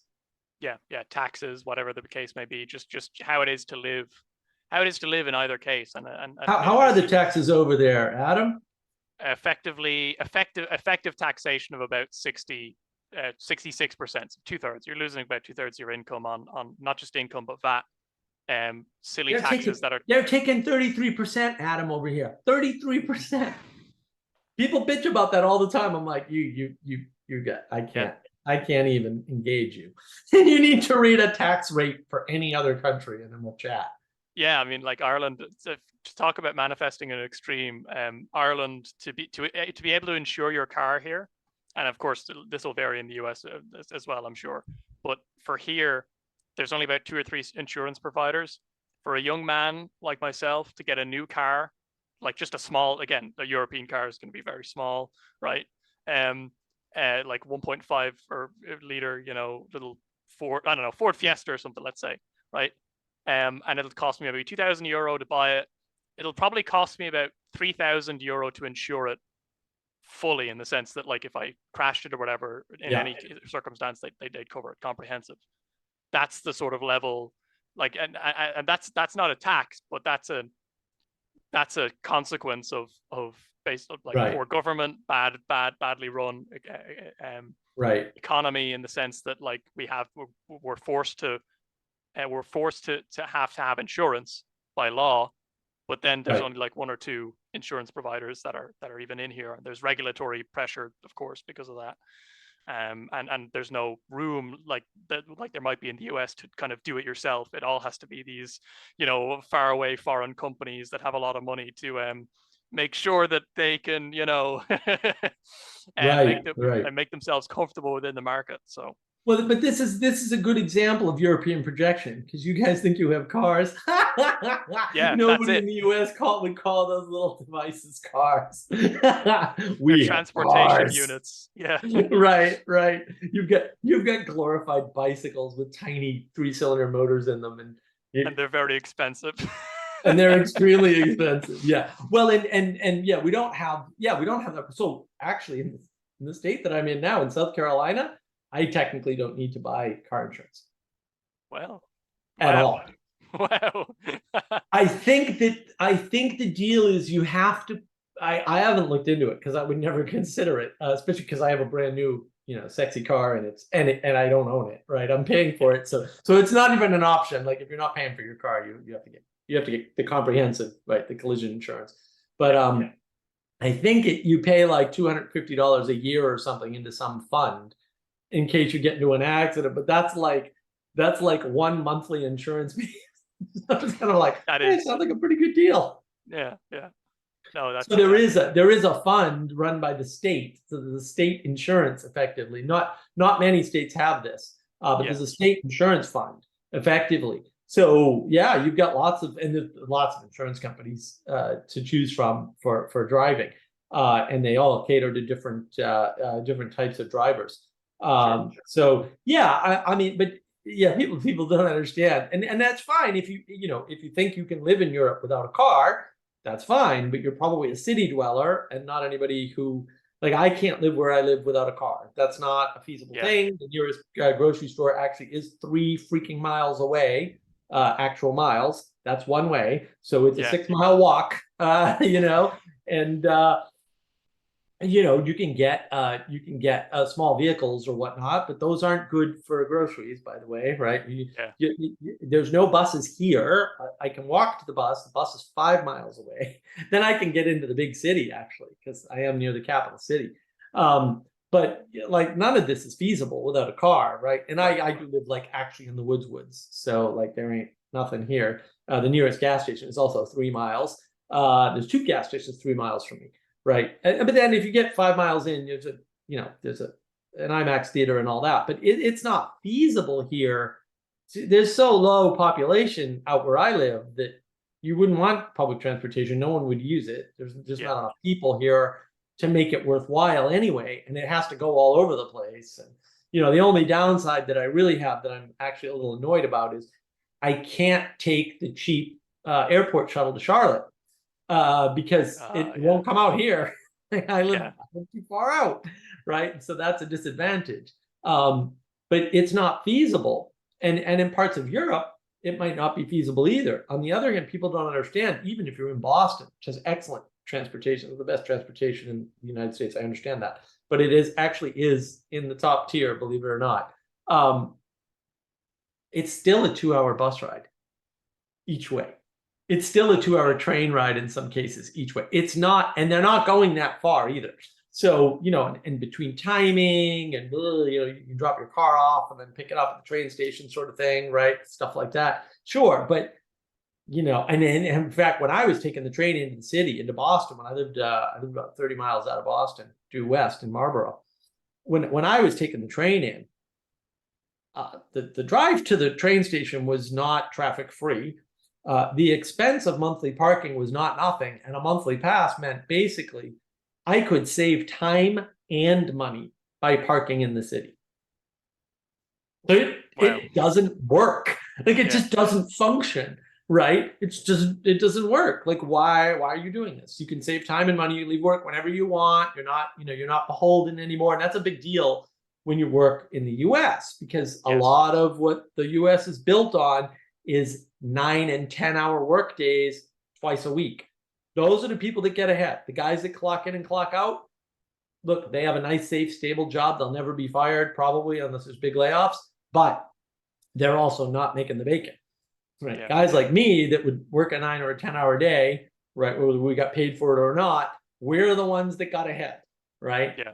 I bought this house cash for a reason, and that reason was I worked hard, and Right. and it works in the U.S. to work hard, and I'm well aware that it doesn't pay to work hard in Europe, and in fact, in places like Germany, 5 o'clock rolls around, they throw you physically out of the building. And when Yeah. my Yeah. father was there, he told me, he said, no, no, no, he'd been there a couple of times for training people and stuff. He said, there were a lot of people who did not want to shut down the training at 5 o'clock. But there were a lot of people who wanted to stay and work, and they wouldn't let them. And it's like, Yeah. well, now you're holding back entrepreneurship. You're holding back the desire to do better, right? On government regulation alone, right? And That's it. so you can whine about the corporations, being too free in the U.S., but actually it's to the advantage of the workers who work hard. And Yeah. maybe if you don't like that, it's because you don't work hard. That's something to think about, right? Or maybe you can't, which is fine, fair enough. But there are plenty of jobs that you can clock in and clock out of and do your 8 hours with your half-hour lunch, or whatever. Yeah. But people don't understand that difference, because that's a big difference. Because people think like, oh, Europeans work hard, and and it's like, I don't. There's no innovation coming out of Europe to speak of. There's things here and there, of course, right? Yeah. It's not everyone there is stupid or anything. I've heard tell that but for a few greedy bankers over in Europe, we'd have better windows over there in Europe with the capability of making themselves darker or lighter and stuff. But those are just rumors, mind you. But yeah, there's lots of things holding Europe back in some sense around the labor laws and work hours. And some of the least productive people in the world are in France, and they also have like a 36-hour or 34-hour work week. I don't think that's a coincidence. I might be wrong, but I'm feeling really good about this prediction, this connection, right? And so it may seem better, but Europe only got internet to the home in the past 10 years. Yeah. Americans don't understand that. There was no high speed anything. You guys had internet cafes up until about 10 years ago. Yeah. There were people out in the country. Actually, I still have relations out in the countryside in Ireland. Ireland's not very, it's tiny, and they haven't gotten decent internet for ages, right? They're only starting to talk about maybe getting it, through the copper wiring. Oh wow, they're not even fiber or high speed copper or anything. They're DSL type. Yeah. Wow. See, this is unbelievable to me. I'm just like, what? Yeah. They're not really that not doesn't in a great place. Not that doesn't happen out here. Look, Sure. when I bought this house, it was a very dicey thing because look, I could have gotten a house for 30 grand, literally. There was a place with I think it had 4.5 acres and a livable move-in house for $30,000. But there was no chance ever of getting high-speed internet there because it was in the wrong place. And interesting, it was closer to Charlotte, which would have been better for job prospects for me or something, right? Because I'm like an hour and 15 minutes out of Charlotte. It's a little too far to drive, each way. Although people in the South do that all the time. I'm just from Boston. I'm like, you want me to drive more than 45 minutes in one direction? I don't think so, right? So not for work. My goodness, I'd be away from home too long. So, there is that phenomena here. But in the cities, even in the cities, you guys had nothing. I remember talking to people from Europe all the time, and they were all in cafes, in internet cafes. And I was like, what are these internet cafes? We didn't even really have that. Never happened in the US to the same extent. We never had them. There's this whole phenomena that happened that we're not even aware of. Yeah, no, that's exactly it. And I think that's, infrastructure, right? In Europe, the thing is with pay and all of that is that it's so, the idea behind it, or the impetus behind it is obviously that people want to be paid well, or paid well. Basically, the idea is being compensated for your wages half decently. The problem, of course, is that expresses itself in France basically striking every second day. And when you don't have, where's the spiritual head in Europe, right? Where's the equivalent now of the pastor with the president? You don't really have that whatsoever anywhere, like forget whether it be Protestant or actually whether it be within the Catholic Church, this sort of, even though it is within the remit of the, you know, the prelates or whatever, they just don't do it. And part of that is that they've kind of they've grown up in that sort of declining Europe, and they sort of, well, it's all, what's there to do? What's there to minister to? There's actually this is curious, but you know, the Pope is crowned with he has a crown. He has 3 crowns, in fact. And I was looking up, well, they don't get crowned anymore. Yeah, I know. Last one to be crowned was like in the 60s, I think, or the 70s. Of course it was. Yeah, there we go. Well, something happened in the 60s. But here's the interesting part, which is important, because it's this is basically like a patrimony of an image of what this, not just the European idea, but this broader, I think, Western conception of not just government, but spiritual headship, and the importance of that in the broader society, so that you have, you're not kind of looking, always trying to reference yourself off of somebody else. Right. And it's now, the translation isn't great here, so I'll have to sort of annotate it, but receive the tiara adorned with 3 crowns, and know that you are the father of princes and kings, ruler of the world, vicar on earth of our Savior Jesus Christ, to whom is honor and glory forever. Now, let me just say, ruler of the world, this is why it's important to pay attention to Latin, because the word used there is rector, so rectorem orbis, which actually means more like teacher or governor or master. So all of those. Oh, okay. So it's not ruler of the. This is the problem with translation, right? But that's the sort of, you've got the three crowns, the 3 kind of different offices there. And where is any of that sort of taken up in Europe? Who is the father of princes and kings? Father, of course, in the Catholic Church is a title used for a priest, but it's a spiritual father. Rector, teacher, right? Mm-hmm. And then what was the last one? Vicar. So basically, vicar being, coming from Latin, meaning in place of. So he is the sort of the deputy, let's say, of Christ. Well, standing in place of the ideal. And so Yes. I would say, ruler in what sense? Because a ruler is used to measure up against something. Yeah.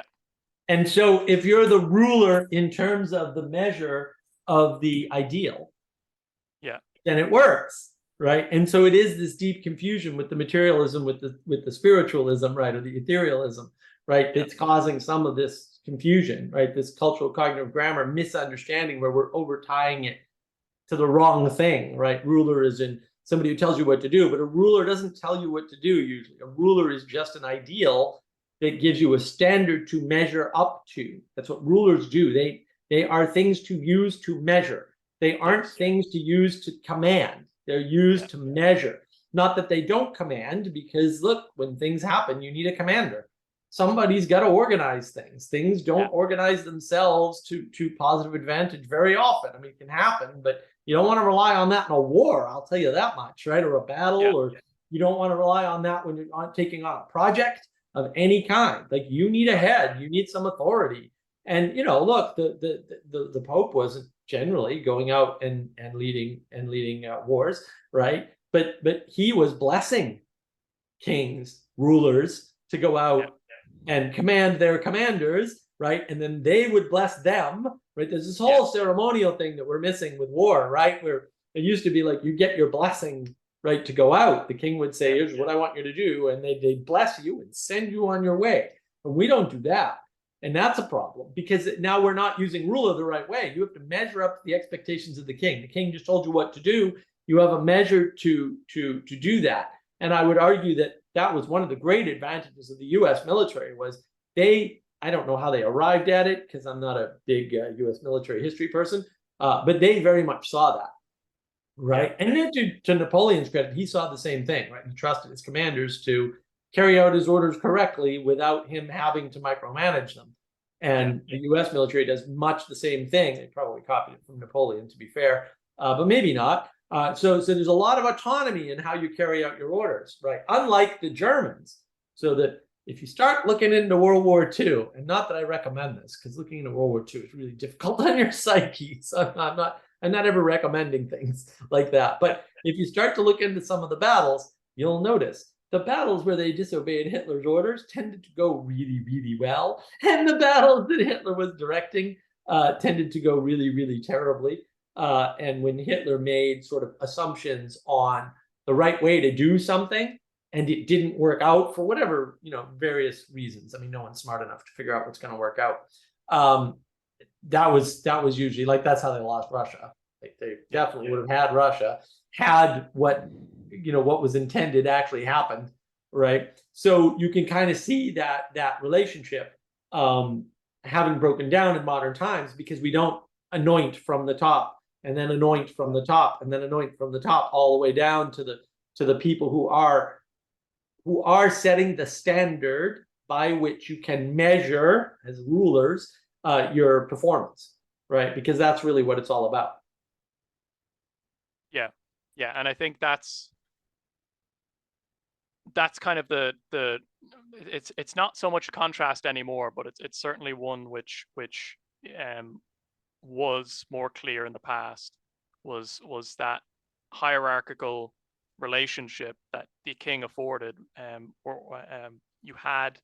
And there, again, I want to stress the kind of personal aspect to it, is that you are actually, maybe there is sometimes a laying on of hands or a blessing or something like that, right. And that is delegated all the way down, and that's important, not just to give the rule to other people, but to engender loyalty all the way up, to kind of strengthen the binding ties all the way up. Right. And once that goes away, once you say, "Oh, I'm not going to listen to you," because who are you, right? And it's like, it's the easiest thing to do. But once you do that, like, that's when the disintegration, it's kind of like it's catalyzed. It's like you've already dissolved pretty much the entire thing, and there's not really much room there. And in Europe, there still is that idea of hierarchy, but it's once you're dealing with a hierarchy in decline, the general rule of thumb you're dealing with there is kind of the Eastern Roman Empire. And not to put too fine a point on it, but these were guys who in the progressively to get rid of political enemies and to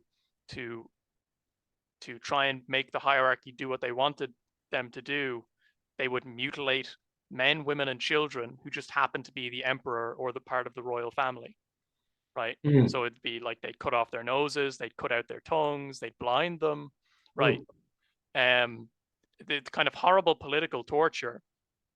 I think that's the sort of, I'm not saying that that's what's going to happen in Europe. What I'm saying is that Europe's taking part in that sort of decline of hierarchy, whereas with America, I'd say in the past you could afford to have less strict hierarchy, because you have to move out, you got to make the space, right? You have to make the home, and to make the home a house, and to make a house, you can't have everything being passed through the one architect, right? Right. You need bricklayers to lay the bricks, and then tell the next person, the plasterers or whatever, to come in and do the plastering or something like that. You need that sort of more flat hierarchy. But as you make it more of a home, you need that hierarchy. You need the sort of fatherly figure. You need the pastor at the at the side of the president, and you need someone like the president to have a more personal, I would say, relationship. You could still, I think you could probably still manage to have a document there, but it needs to kind of take a greater position. Yeah. Well, you still need the document. Yeah, you do need the document, because that's how it started off, right? That's how that sort of, so you need to have respect for the foundations of the house you build. Right. Well, and also the document gives you something to appeal to when the transgression occurs. Like, this is the thing that Carl Benjamin sort of figured out in the fake news virus scam thing in England, right? Where he was like, well, had we the Magna Carta, we could say, on the authority of the Magna Carta, I'm opening my business, and there's nothing you can do about it, police people. There's nothing you can do about it, Parliament. There's nothing you can do about it, right? And then the king or the queen at the time, right, and the government, the Parliament, are both subsumed by the document, right? They're underneath the document, and the ideals pointed to by the document. And I think I haven't read the book, but The Strange Death of Europe is more all about that hierarchy sort of receding and being replaced, right? And that was the attempt in the English Revolution, so far as I poorly understand it, right? Was the Parliament wanted to take over the powers of the king, absolutely, which is impossible because those powers have to come down from the church, right? And so you can't replace them with a political system, right? A banal sort of dead,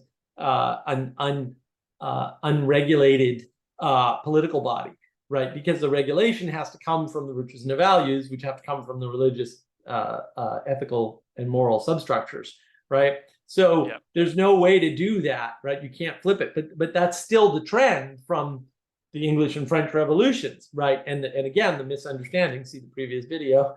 The misunderstanding from the Enlightenment. And what happened in the US, which is, again, you're chasing shadows. You're right. You're chasing shadows. The things that you think did the US good are actually not good for Europe. Yeah. It might not even be good for the US in the long term as we get bigger. And I don't know the answer to that. I'm not making a prediction, but it's possible. And then you have to ask yourself, well, what does that mean?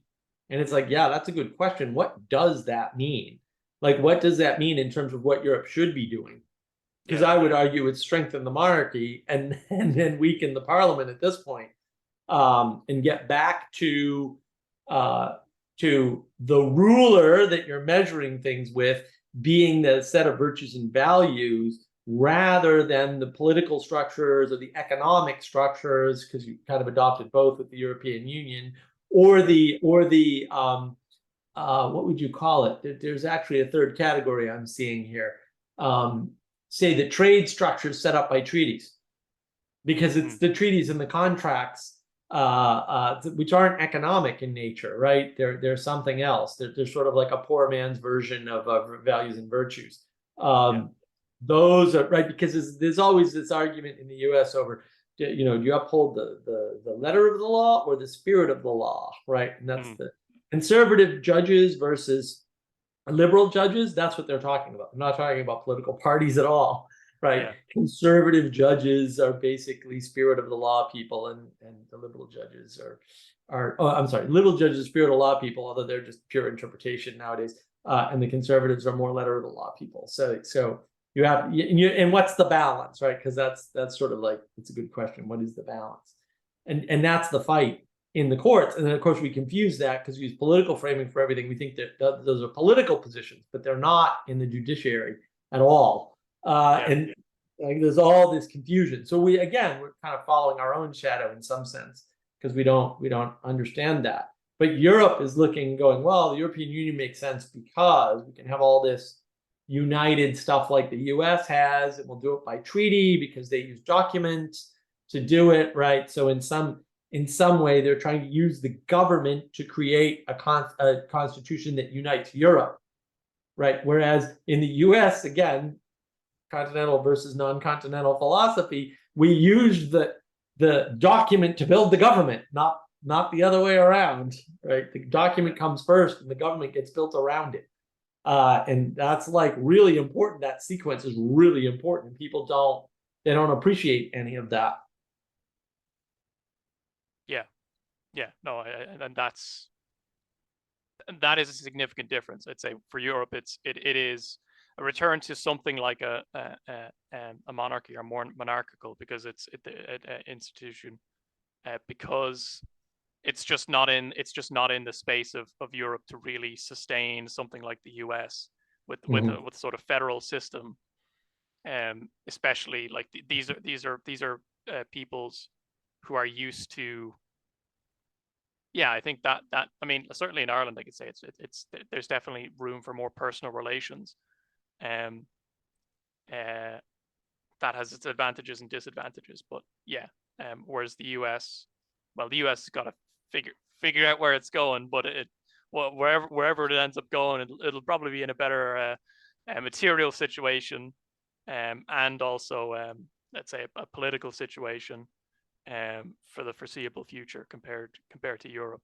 But yeah, Europe certainly should stop following the US and really stand on its own 2 feet, because as time goes on, I cannot see the Europe recovering from the psychic trauma of the past 2 world wars, still attached or reliant or subservient to America in a way that it's just, yeah, it's got the wrong apprehension of the world around it.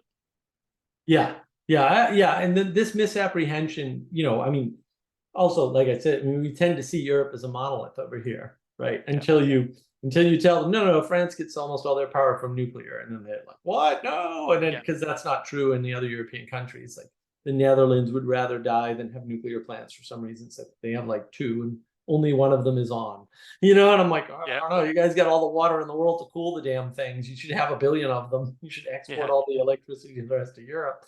That's what I would do, but hey, what do I know? And so, yeah, I mean, it's just sort of, it's crazy the sort of the way that Europe thinks the US actually functions by, and the thing is, you're still sort of dependent on us. Like, everybody talks about, well, it's France and Germany hold up the European Union. Yeah, who holds up Germany? Yeah, because it's the US military. Because if we pull the US military out, the German economy is done. It's finished tomorrow. It's over. It's see ya. And it's not just that, because I read this article years ago. They were doing some retrofitting of a boat in Germany that they had somewhere, I imagine up north or around. They were using the German bases, and they paid some ridiculous millions of dollars to Italy to fashion the propellers and then to transport them, and so they're paying all this money to Italy and Germany to get this boat, retrofitted or whatever. And I was just like, wow, that's like a significant part of their economy at the end of the day. It's not nothing, And so I don't know what happens if we're not over there spending that money on this equipment that we're not using, by the way. Not. It's just we shouldn't have it there, because I'm a big fan of military readiness, but we're not using it. Thank goodness, right? Thank God for that. So what does that mean? Like, what happens if we pull out? Although lately I've been a big fan of, well, it's too bad for Europe. See you later. Bye. Let's get out of there. Let's get out of there now. We already got one more. It's not going to get better, especially not with us making it worse on purpose, and everybody else in Europe making it worse on purpose. That projection of Europe as independent from us, I think that's a projection. I don't think Europe really, the European Union in particular, I don't think the European Union does well unless we're there. And if we pull the bases out tomorrow, not that that's feasible, but although apparently we can in Afghanistan somehow, we create a big problem. And that problem is a significant problem for the European economy. Not that the economy matters absolutely, but it does matter. And then you got to wonder, well, if the European Union was in trouble because France had to support it by itself, what would that do, right? And then would you still be leading in the climate, all right? And we're already on the verge of not leading in climate, whatever, right? Because you already have huge natural gas fields and coal and all this stuff that you kind of need all of a sudden because of the war in Ukraine, and everybody's mad at Russia for defending their borders. Right. And so it's like, well, it's, what's really going on, or cleaning up the mess that they made, which is similar to the mess that we made in the Middle East. They just made that mess in Ukraine with Donetsk and Luhansk and Crimea. Right. So it's not clear to me that these projections are helpful, because if Europe thinks it's standing on its own, and from what I'm, each of these little tiny individual countries, when I talk to people from them, they think like, we're independent from the rest of Europe, and you just look at the economics and like, you are so dependent upon the rest of Europe that I can't even have this discussion with you. You don't even produce enough food to feed yourselves in most cases, right? Actually, the Netherlands is one exception to that rule, and maybe Germany, but the rest of Europe doesn't produce enough food. So that there's a problem, right? And then the energy crisis is like that. You can argue about that, I guess, or you can read the papers in Europe. either way. Like, let me know how that works out for you, right? And then and look, you can argue, well, we can reverse that. Well, sure, there's a cost to that, right? Yeah. And then what is that cost? And can you reverse it that easily and that quickly? Because you can't do that. Infrastructure takes time. And then this infrastructure is predicated on the moving of resources out of military readiness and into green energy. So you're paying for the green energy on our dime. That's what happened there.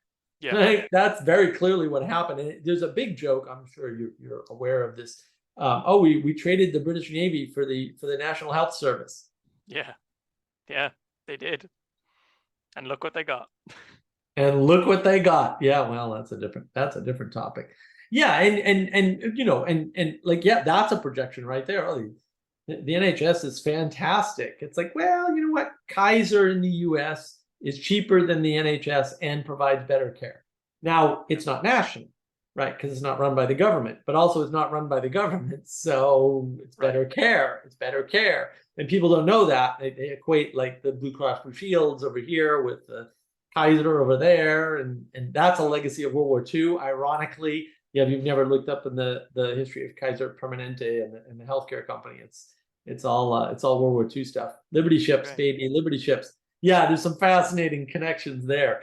So there's all kinds of projections, right, that we don't even understand. Like, we actually have the upper hand in healthcare. Like, we make all the drugs, we invent all the drugs, we make all the drugs. Europe tests them all for us because we have ridiculous testing laws that Europe doesn't have. And when you tell people that, they absolutely flip out. I go, no, there's a reason why all the drug tests happen in Europe, and it's because they just don't have strict laws around what people can try. Now, we can argue about whether that's good or bad. I think it's good. Other people might think it's bad. But man, if we didn't have that, we wouldn't be developing the drugs either. But that means no one would, because they don't develop them in Europe. So it's very expensive to develop drugs in Europe too. It's just much more expensive here, but we have more money. Yeah, and there's more wealth probably being generated in America in real terms than there would be in Europe. Oh, by and far. you just see that even by population numbers, because even, you know, again, you have that phenomenon of the brain drain from Europe, right? They're all going to America, and it's like, still. Then you look at Europe, still. I mean, I have friends who are seriously considering going over to the US. One is trained to be a pilot, and you know, the European pilot's license, he says, is better than the American one in the sense that he's got more training on it, and so the American, like in America, he'll be accepted quicker, or whatever. But the point being is that when he's over there, it's like he'll be paid very well, compared with what he'll do in the European sort of airlines. And the problem that he finds there is that it's full of people already, right? They're already full, and there's not much room for expansion. And so it's kind of, you know, it's like get in line. Whereas in America, it's like, well, look, hey, we got space here, you know, we've got stuff to do. Right. Well, in competition, you know, one of the advantages of Europe is your flights are cheap. But your flights are cheap because it's all government regulated. And so they keep the flights cheap, and they are really, really cheap. And I was shocked when I was like, what? Oh yeah, I'll just take 7 planes. I don't care. Like, this is nothing. This costs nothing. There were a few expensive places to get to from the US, but once you're in Europe, man, the inter-European airline thing, man, yeah, you could just travel that forever on a dime. Like, it's like the subway system in the US. It costs nothing. So yeah, it's great, but yeah, you know, that limits how much pilots can make. And so now there's all these trade-offs that people don't really understand. Over here, you've got competition for pilots because you have many airlines competing, and they want talent. And, you know, on the other hand, there are long flights here, like, you know, very long, unlike Europe, where they're mostly like, you know, just hopping across a few farms or whatever. Like, it's not, they're big farms, but still, you're just hopping across a few farms, like flying into Heathrow and into Edinburgh. I was like, wow, this is like a nothing trip. But it's also much better than taking the train. Like, the amount of time like the trains in England are horrific. The rest of Europe, I guess, are not as anywhere near as bad, but still, like, man, trains in Europe. Like, I looked into going into London for the day and stuff, and I was like, you wouldn't have a day, because it's like 4.5 hours from Edinburgh. I was like, man, you've got a bullet train, it would take no time at all. You'd be there in like 30 minutes. What's going on? So, yeah, it took me 4 hours to get from Coventry to Holyhead, which was the north part of Wales. So Holyhead's north part of Wales. Coventry is basically in Birmingham. That's nothing. Yeah, But yeah, it took that long. 4 hours. yeah, yeah. And we tend to think, and that's the other thing too. I mean, to me, the biggest problem, and I know we talked about this before, right, is that there is a huge, huge gap between continental Europe and the UK. Yeah. And a lot of the heritage that we sort of look towards is not actually European. We're looking at the UK. We're not looking because they're the closest to us in many ways, and the Puritans came from here ultimately. I know they left from the Netherlands, whatever, and they copied the Netherlands, by the way, and at every step of the way. The Netherlands did everything 10 years before we did. It's just we did it better, by the way, so we win, and also a bigger country, nah. So we don't have a good understanding of what's going on in Europe because we look at the UK and we mix that up with the European train system, which is actually very good, right? Yeah. The UK train system is not very good. It's very bad, worse than the US system from all accounts, from all the measures I can find anyway. And all the people I've talked to who've done both. And we don't have that appreciation that Europe isn't one place. France is not the same as Germany at all. And all the other countries are different. And the UK has a whole different philosophy that kind of straddles the continental and the US philosophies. And I think understanding that's really important. And I like, so that talk with, who is it, John Anderson and Oz Guinness there, that I sent you, that got sent to me by Ethan. The thing I liked about it is that unlike us, he really dug in and said, no, there's 3 revolutions. There's the English Revolution, the French Revolution, and the American Revolution are all different. And I was like, oh, wow, yeah, I didn't, that extra contrast, we really, I mean, we touched on it, but we really didn't get into it. And in hindsight, it would have been nice to get into that. Something I know zero about almost. But yeah, we don't really appreciate, there's 3 different things right there that you can sort of look at and that are part of modernity in some sense, right? Part of post-Enlightenment, how the world works, because Napoleon had such an outsized influence, right? And he was influenced by the English Revolution and by the American Revolution, right? And so that projection of Europe is one thing because, well, it's the European Union after all. Yeah, but the European Union was a copy of a shadow of what they thought the US did. And they did it completely backwards and totally incorrectly, misunderstanding the whole way where their advantage was, right? Like your strength was in the monarchies, your strength was in the colonies, right? Your strength was in the administration of goods and services over vast different distances, right? Through different types of terrain, right? Which the US doesn't, it doesn't work that way, right? We can just, to your point, we can just lay train tracks. Whatever, you get over the Rockies, you get over the Alps, that's it. You're kind of done. Like everything else is simple, right? And so I like, and then all that's facilitated by steel, which, we ironically stole from is it Wales? Sheffield. It was it might have been. I forget where Carnegie got the Bessemer steel stuff from, but yeah, it's the Bessemer process that enables you. So the Bessemer process is invented in Europe, and they basically, no one takes advantage of it, assuming they could. They might not have been able to. They might have had so much infrastructure already, there was no need to build a huge steel bridge over a river like the mighty Mississippi, which I believe is the test case for that, although I might be misremembering. So right, until that's done, nobody really understands what good this steel is, right? And how powerful it is as a building material and how cheap and quick. And like there's huge, it's not like it's cheaper. It's cheaper, it's faster, it's stronger, it's right. You can now do things you can't do with stone, right? Yeah. So there's lots of advantages. And you can make rail all of a sudden, which you couldn't really make good, long-lasting rail before that. So there is this stepping stone in the UK and England, right, in that area that isn't Europe, and we just kind of confuse it all in the US and mix it all up and think it's all kind of the same thing, when in fact there's vastly different cultures with vastly different things going on underneath.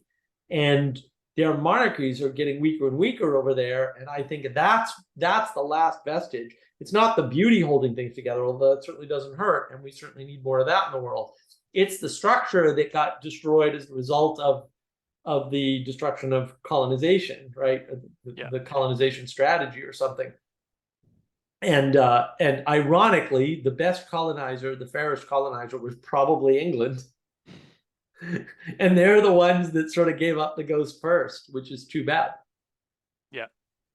Well, maybe we could have a look at the English Civil War. I do know a bit about that, considering it does involve Ireland, and that as a player. Maybe we could do that some other time. Oh, I'd love to dive into that because I know absolutely nothing about that. So learning about that, kind of fitting it into my what's going on formula here, because a lot of this stuff I have mapped out. Like, I've known about the difference between Europe and the United States, and Europe and England for a very long time. It's something I've been tracking pretty much my whole life, because I saw this when I was very young, and I was like, well, what the hell is this? And I used to keep in regular contact with people from England. I don't quite so much anymore, although Discord has sort of revived some of that. And you get a really good read on what was going on just by talking to a handful of people who, were upper middle class or whatever, but were plugged in and knew what was going on, right? As opposed to when you talk to sort of some of the lower class people, they're hanging out at the internet cafes, and they only care about what's going on next week. They're not paying attention to the other stuff, right? And a lot of them didn't have jobs, and it was fascinating to talk to those people, man. Back when I used to do that, that was utterly fascinating. But a whole different, it's a whole different view of the world, right? They have a whole different perspective, and being able to talk to people and kind of figure out. And they would ask me, "What's going on in the U.S.?" Yeah, it's not like that. Right? It's not like that. It's not like that. And it really is following these projections. We think the reason why the U.S. is successful is because of this. It's like, well, I don't know about that. And I'd have to do a little more research, which I'm probably never going to do, but it's nice to think that someday I would, around who came up with this idea of drawing lines on maps and saying "and therefore." But I think it's all a strictly European thing, and a continental European thing. Like, I think the problem that we're suffering from, and I know I've bashed on France, although not nearly enough, I still trace everything back to the reprehensible French intellectuals and their sort of casting of the world, and casting of the sort of intellectual way of things, right? Where they're trying to sway things intellectually, because France lost all of its other influence in the world a long time ago, and I don't think they've gotten over that. They're still a little hurt by that, I think, and they're still pretending it's not true too, to a large extent. Because if you talk to them, they still seem snobbish for no apparent reason, even though their country is pretty much on the verge of being in ruins, literally, with the wealth gap, and they did it to themselves. They've got ghettos, they've got Muslim ghettos in there, and it's just it's not pretty. 50% unemployment rate, a government that's been all white since forever, without a single minority representation, despite having a fairly sizable minority population. I mean, they are not Western values in France, right? And that's why when people bitch about the US, I'm like, you got to go to Europe. And we'll chat when you get to Europe about how fair and equal and all that it is, especially with minority representation in Europe, is basically non-existent. And England leads the way in that, for sure, right? So good on the UK to some extent, but the rest of the European countries certainly do not. They are still very monolithic and monocultural, even if they have more immigrants. They're certainly not integrating them into society in the way that the US does. So yeah, I think there's a lot there. Mm-hmm. Yeah.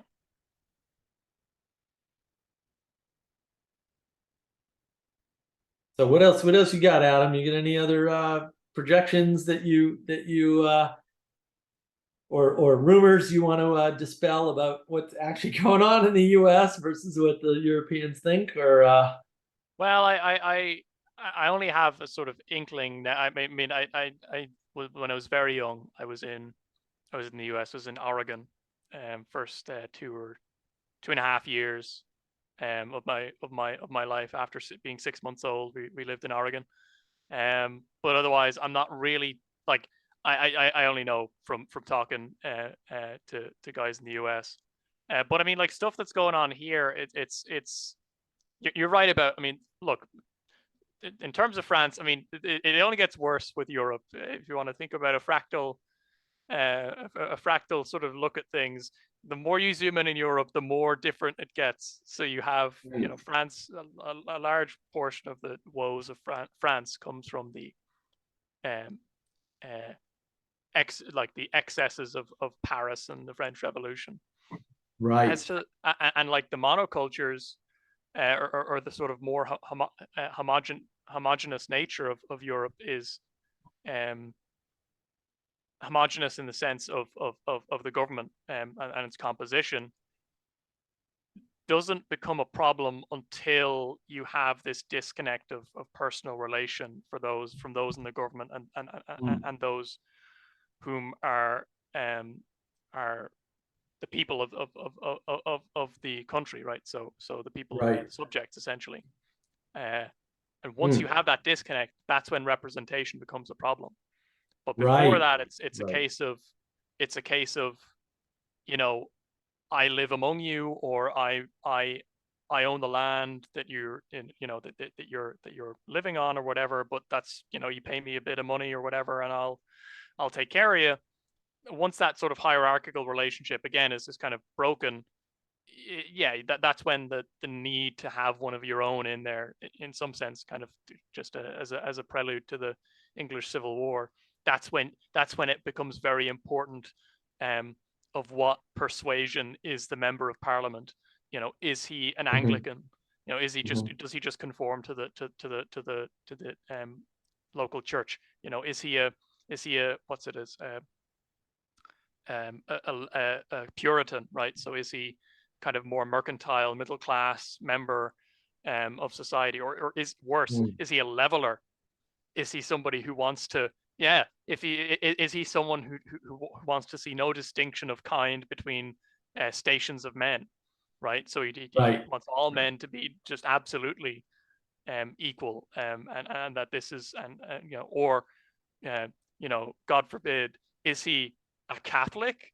But of course, he'd never say he was a Catholic, because of course, if he were a Catholic, you know, we'd have to expropriate his land and all of that. And so you have that space when it matters what sort of the confession, let's say, that the member of Parliament adheres to. Whereas, and you're right, it becomes more of a problem in Europe post Enlightenment, because you have those ideas anyways filtering in kind of indirectly by their you know, by the French trying to mimic the English Civil War, or the British Revolution, if you will. But before then, you basically just have a, you know, kind of local personal relationship, and the degree to which that relationship is impersonal is really kind of the point at which you're like, okay, things are going off the rails, and there's redress that can be had there, because it's you don't just have to appeal to the person who's directly above you. You can appeal to the person directly above, or even all the way to the king, and the king has to hear you. Like the king has to redress grievances, but it's not that it's a legalistic thing. It's he'll accept petitions, and you ask him, and he'll say yes or no. Right, like the U.S. Supreme Court does today. And I think a part of it is this whole misunderstanding thing that's occurring to me as you're talking about this is, yeah, there's a way in which we have substituted the interaction with the ethereal realm, right, that we had, we'll say, through divine auspices, right, or through the religious traditions, or whatever, however you want to frame that. Sure. Right. So the emanations were, you know, coming down, right? And we've substituted that with theory based on the success of the Enlightenment. Oh, it's theory. And so the French go, oh, well, we know theory. We can be completely unrealistic. We live in Paris. So we can just like gin up whatever we want in our heads and impose it. And once we impose it, it'll work great, because everything in our heads works exactly the same way when it's not in our heads. And so it's that replacement of virtues and values with theories and random thoughts, right? And this like imposed order that works in my head, because everything in your head works. Everything, or it can be Yep. easily fixed. Everything. You want unicorns?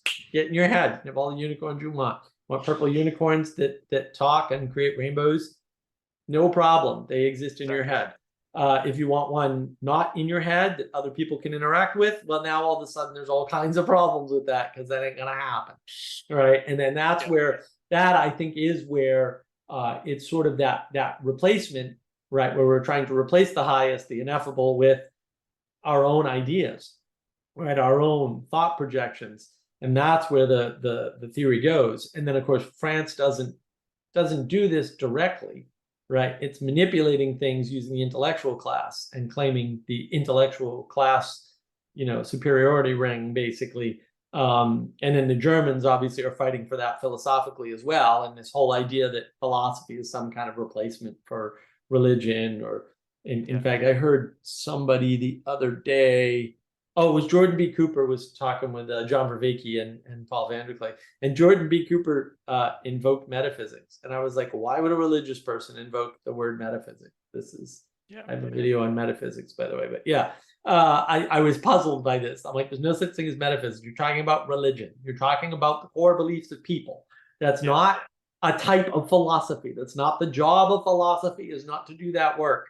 And so I think, it's very much the French sort of, projection and or the Parisian projection, to be fair to the rest of the French, because probably just the Parisians that everybody wants away from, and probably bomb Paris and be done with it would be a good strategy at this point. We'll lose some art, but probably worth getting rid of the reprehensible intellectuals. So well, there you go.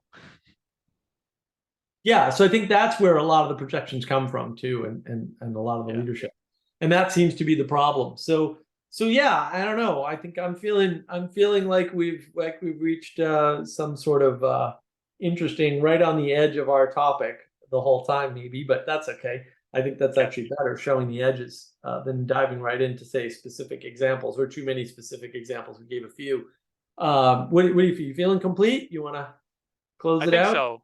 Yeah. I think we could try something on the English Civil War, or come back to this and try and strike more at the heart of current America versus Europe, so we can maybe have some case by case thing, or maybe do them both together. Because, to be honest, going through the English Civil War will probably might give us some more ideas as to the contrast at present, because understanding that, we better understand the present situation of the US and actually Europe. Yeah, and having historical contrast is actually super important. People don't realize that, right? We're all stuck in this world where we're not paying attention to history at all. And so we're losing a bunch of information that we could contrast with, because we think we're so new and fresh, and we've got that chronological snobbery. I forget who said that. Oh, I love that phrase. C.S. Lewis, I think. Gorgeous. It could be. Yeah, I've heard it a few times, and I'm like, oh, that's the best phrase ever. That's my new favorite phrase for the year, maybe for the decade.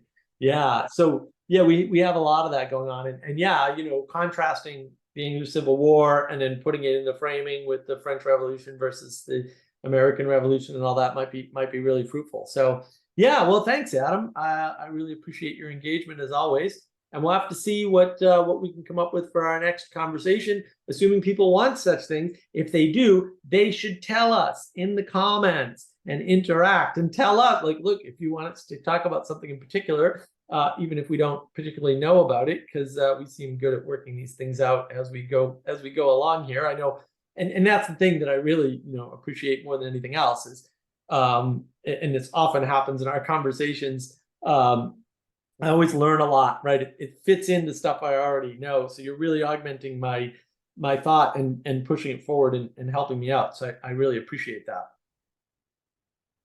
Likewise, thank you. All right, on that note, we shall see you for the next video, and let us know what you think.